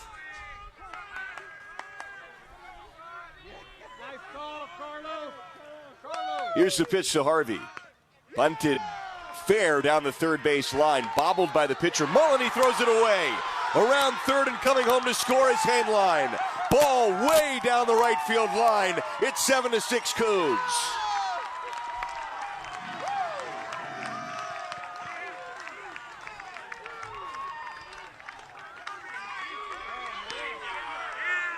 Harvey with a bunt to the third base side of the mound. Mullen grabbed the ball and airmails it over Calmer at first base.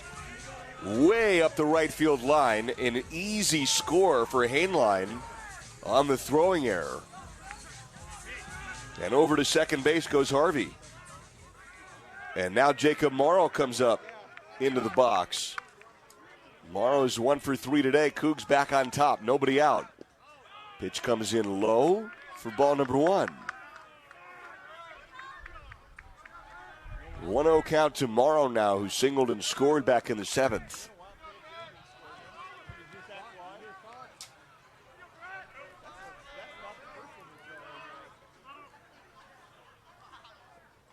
And here's the 1-0 bunt shown, pulled back. 4-2, 2-0.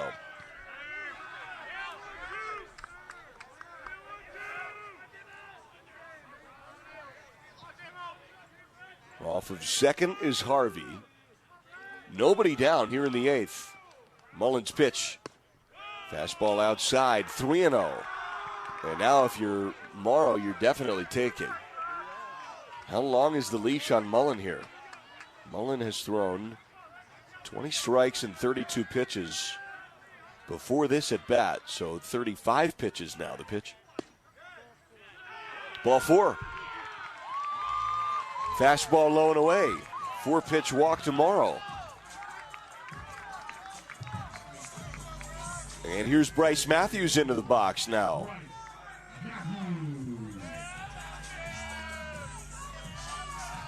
That may do it for Mullen. As a light drizzle falls here at Bailey Brayton Field. Still haven't made the call to the pen. Infield hasn't converged either. Let me leave him out there. 7-6 score. Cougs have retaken the lead here in the 8th.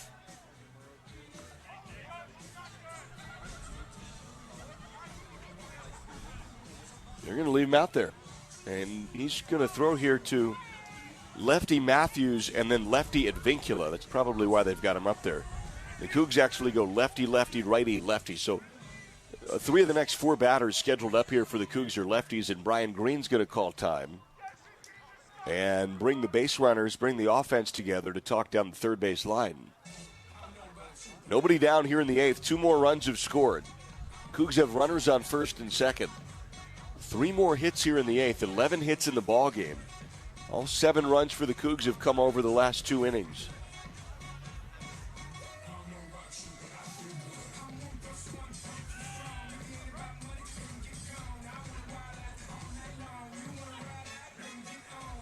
Meeting is broken up the third base line, and Matthews is back into the box.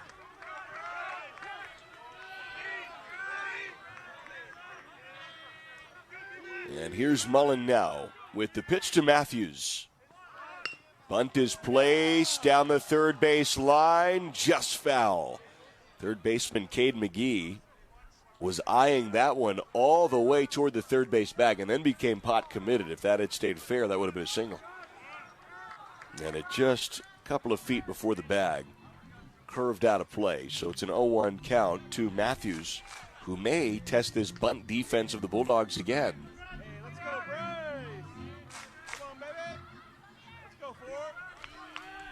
Harvey's on second, Morrow's on first. It is an 0-1 count here to Matthews, who singled back in the 6th. Bunt shown. And there's a strike, fastball in the zone. He pulled it back, but it was still in there, and the count's 0-2. First 4 batters here in the 8th have all gotten on base. 2 have scored. Here's the 0-2 to Matthews. Swing and a miss, strike 3. So Matthews goes down. There's the first out of the 8th. And now the top of the Coug lineup. And here's Advincula in the box. Kalber came on to shut things down in the top half. I think you'd leave him out there in the 9th. Now that he's already warmed up, he only faced 1 batter. In a tight ball game, although the Cougs hope to keep the pedal down here and make it not so tight as we get to the 9th. 1 down, 2 on. Advincula's pitch up the middle is a ground ball stabbed on a dive by the shortstop Cabales. Flips to second, throw to first, gets away from the first baseman Calmer. Advincula's safe and a run scores. And Advincula advances to second. It's 8-6 Cougs.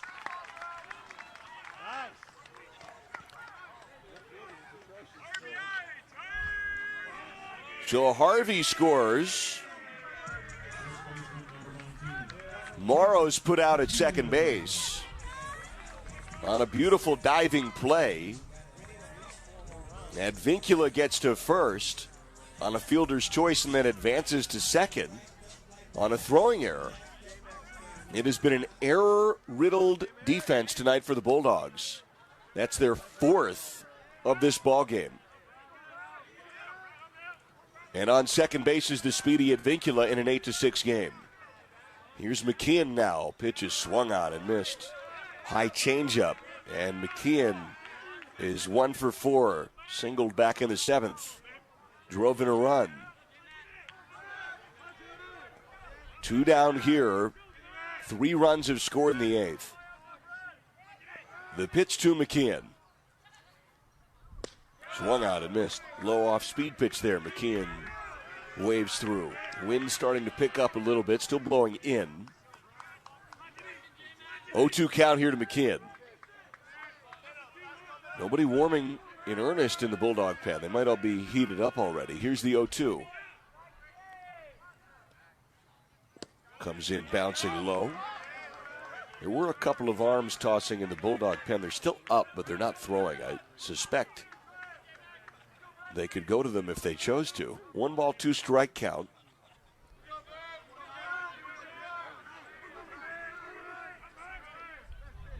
The pitch low and away. Good take by McKeon, and the count's 2-2. 2 ball, 2 strike count. Advincula off of second.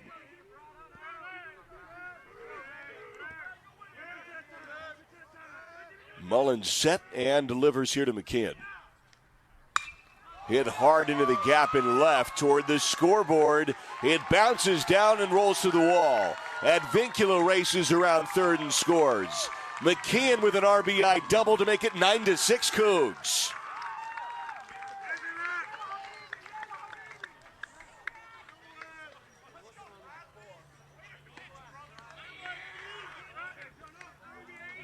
RBI for McKeon on a hard hit ball to left, and Sam Brown comes up into the box. 9 runs over the last 2 innings for the Cougs. Brown's 1 for 4 tonight with 3 Ks. He singled back in the 4th. McKeon off of second base. And here is Mullins' pitch. Bounces away, 1-0. 1-0 count with 2 down. Runner on second is McKeon.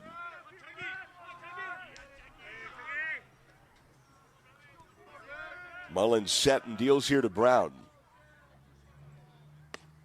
Fastball strike outside corner. And the count's 1-1. 1 ball, 1 strike, 2 down. McKeon in scoring position after the RBI double. The 4th run of this inning. The Cougs are back up now. Biggest lead of the ball game, up by 3. They led it 5-3 after the 7th, and now it's 9-6. 2-1 pitch coming here to Brown.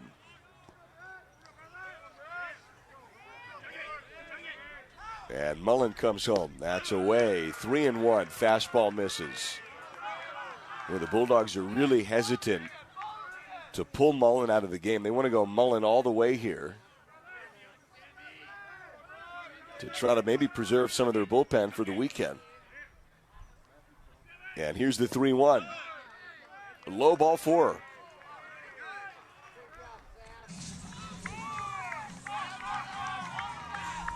So the Cougs have 2 on and 2 out.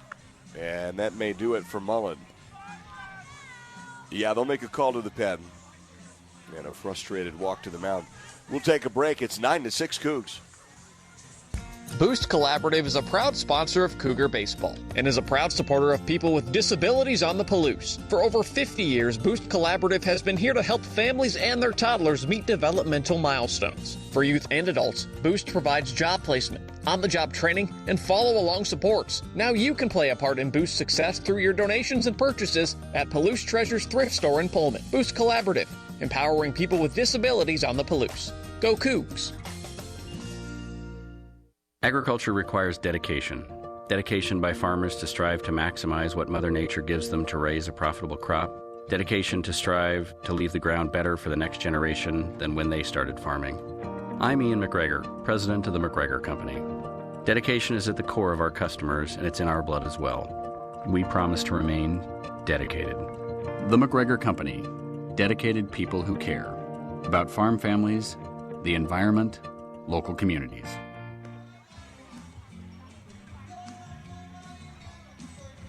New pitcher for the Bulldogs is a righty with 2 outs. Rain starting to really pick up here. And it is Peyton Graham, righty for the Bulldogs.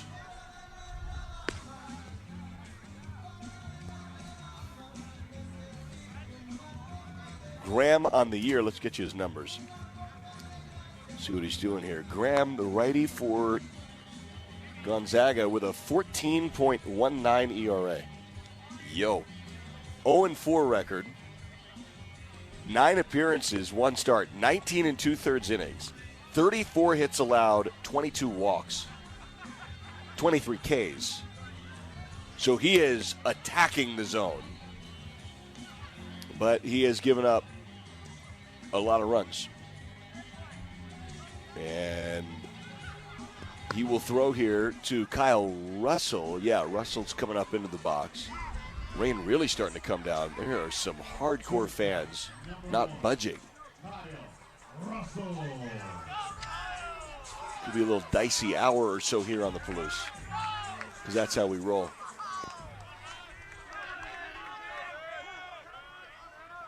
And here's Graham's pitch to Russell. Runners on first and second. He steps off the hill.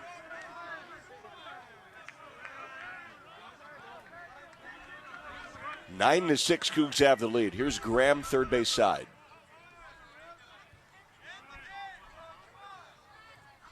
Fastball, strike at 92. Good pitch. For a guy with a 14 ERA and an 0-4 record, that's a beautiful fastball on the inside corner. And here's the 0-1 now. Bounces in low and away, 1-1. 1 ball, 1 strike, 2 down. Runners on first and second for the Cougs, who have roared back to retake the lead. 9-6, 4 more runs. And here's the 1-1. Swung on and grounded to short. Scooped up by Cabales. Throws to third to get the force. Applied the tag unnecessarily. Cade McGee had his cleat on the bag to retire the side. We go to the 9th. Cougs are 3 outs away from a win. I'm 9-6. This is Cougar Baseball. Fastball, strike 3.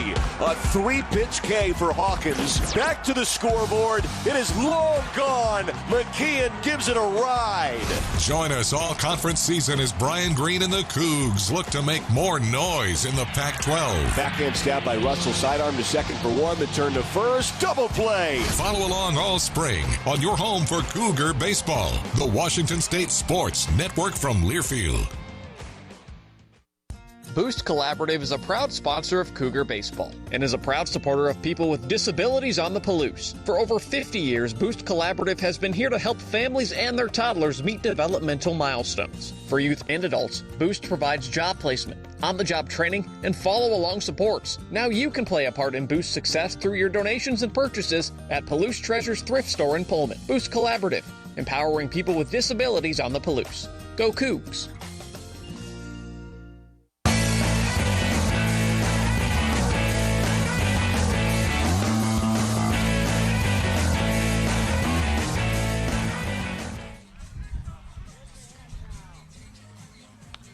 Caden Calber's on to try to slam the door.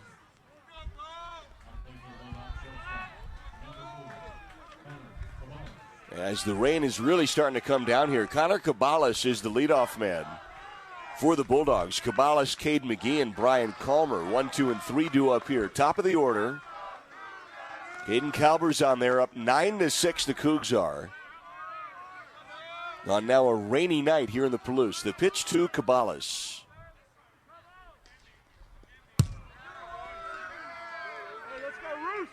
Goes all the way to the backstop. That was well into the first base batter's box. And rolls to the backstop.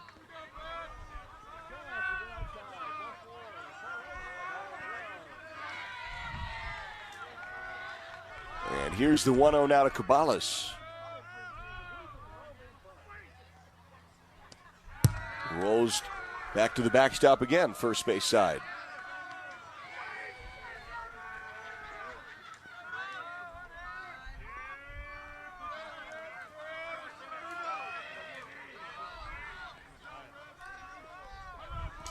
Two-0 count here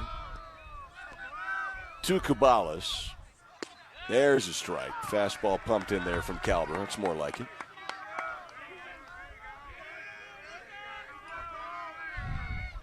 And the count's 2-1. So 2 balls and a strike here. Calber working out of the pen this midweek game.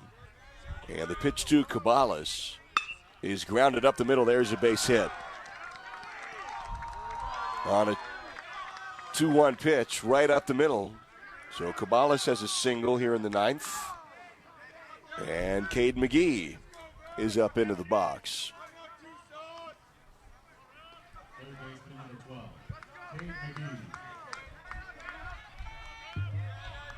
McGee's 0 for 4 tonight.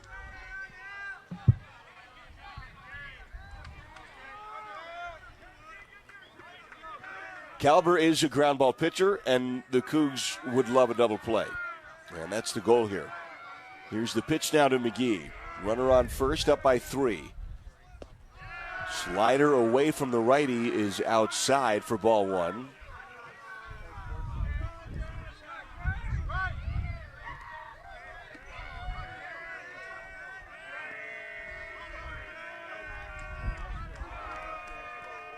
Here's the 1-0 now to McGee.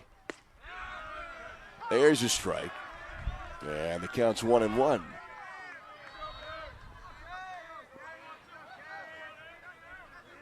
Calbert's generally fastball slider. And he's really, really hard for righties to hit with the slider going away from him. The 1-1. There's that slider away, and the count's 2-1. Off the outside edge. So 2 balls and a strike here to McGee. Runner on first, nobody down in the 9th. Cougs up 9-6. The 2-1 now to McGee. Fouled off, inside fastball. Evens it up at 2-2. Calber had a 4-pitch out of Hank Dunn on a ground ball to first to end the 8th inning. That was the only batter he faced in the 8th. And he's trying to lock up this win here for the Cougs in the 9th. The 2-2 to McGee. Fouled off. That's a low slider. Put over the right field line, and the count's 2-2. Cabales hanging on there at first base.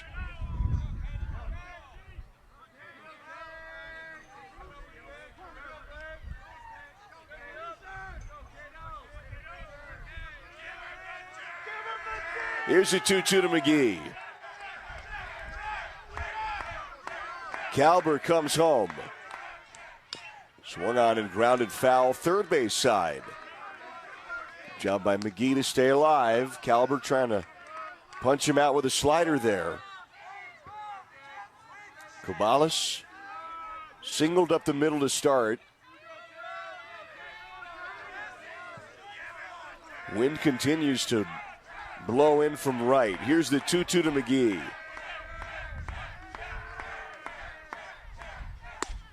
Fastball misses outside. And that fills it up 3-2.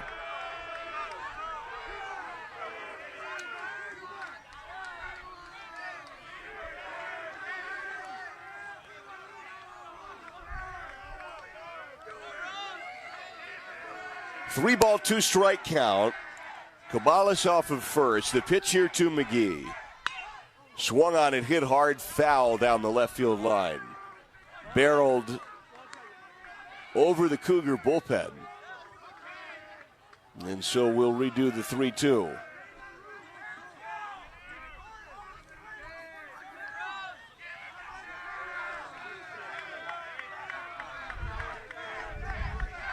All Pac-12 reliever last year. Starter this year out of the pen tonight. Here's a 3-2 to McGee.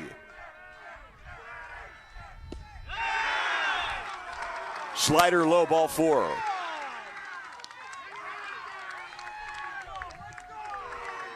And the Bulldogs have runners on first and second.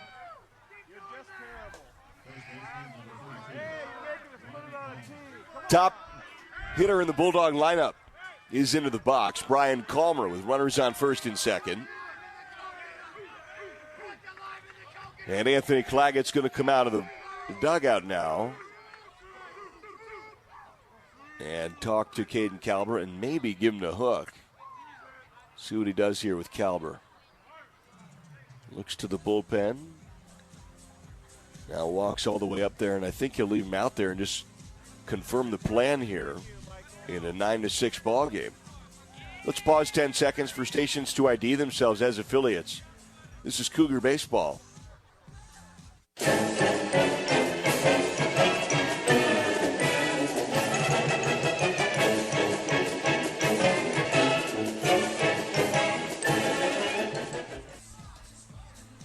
And they're still up there talking now as Caden Calber has allowed a single and a walk here in the 9th in a 3-run ball game as Michael Chuckerman, the home plate umpire, walks up to the mound to break it up.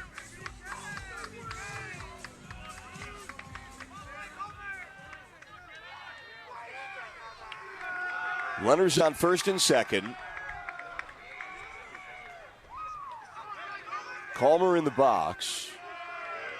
Nobody down. He is the tying run. Cougs need 3 outs. Calber's pitch to Calmer is a breaking ball away.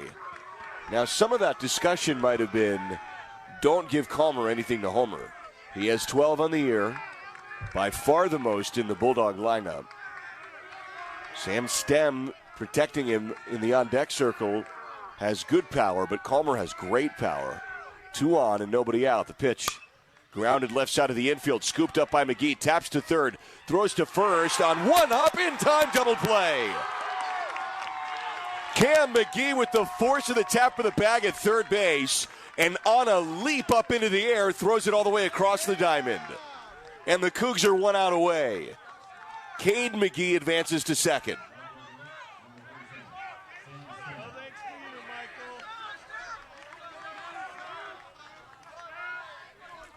Sam Stem into the box now. With a 3-run lead for the Cougs. And now 2 outs. Great play by Cam McGee. The pitch here to Sam Stem. Swung out and missed. There's a fastball. A lot of movement from Calber, and the count's 0-1.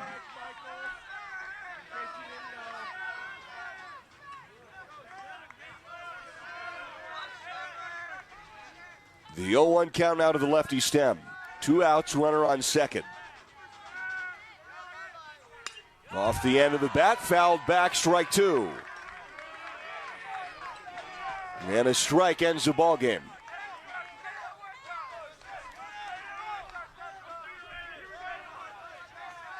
Cougs were down 3-0 going into the 8th. Trying to complete the comeback.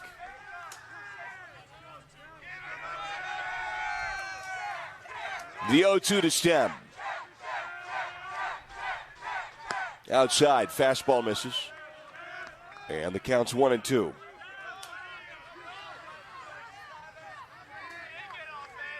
Stem with 2 Ks tonight, singled and scored last inning. He's 1 for 4. The 1-2 now to the lefty. Breaking ball low and away, 2-2.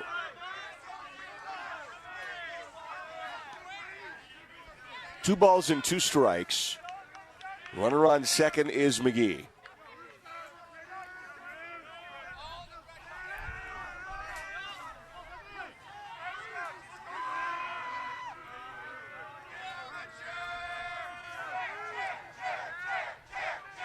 Here's a 2-2 to the lefty Stem. Off the end of the bat, he stays alive.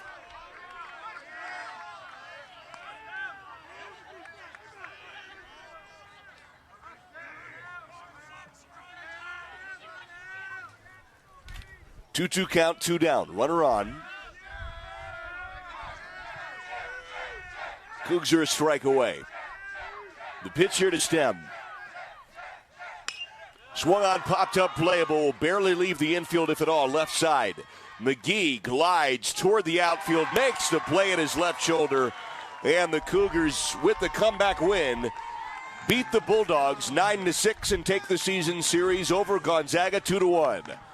9 runs in the last 2 innings of batting for the Cougars. Between the 7th and the 8th, they score all 9. And Washington State wins it, and they're 26-17 on the year. Post-game next, Cougars win.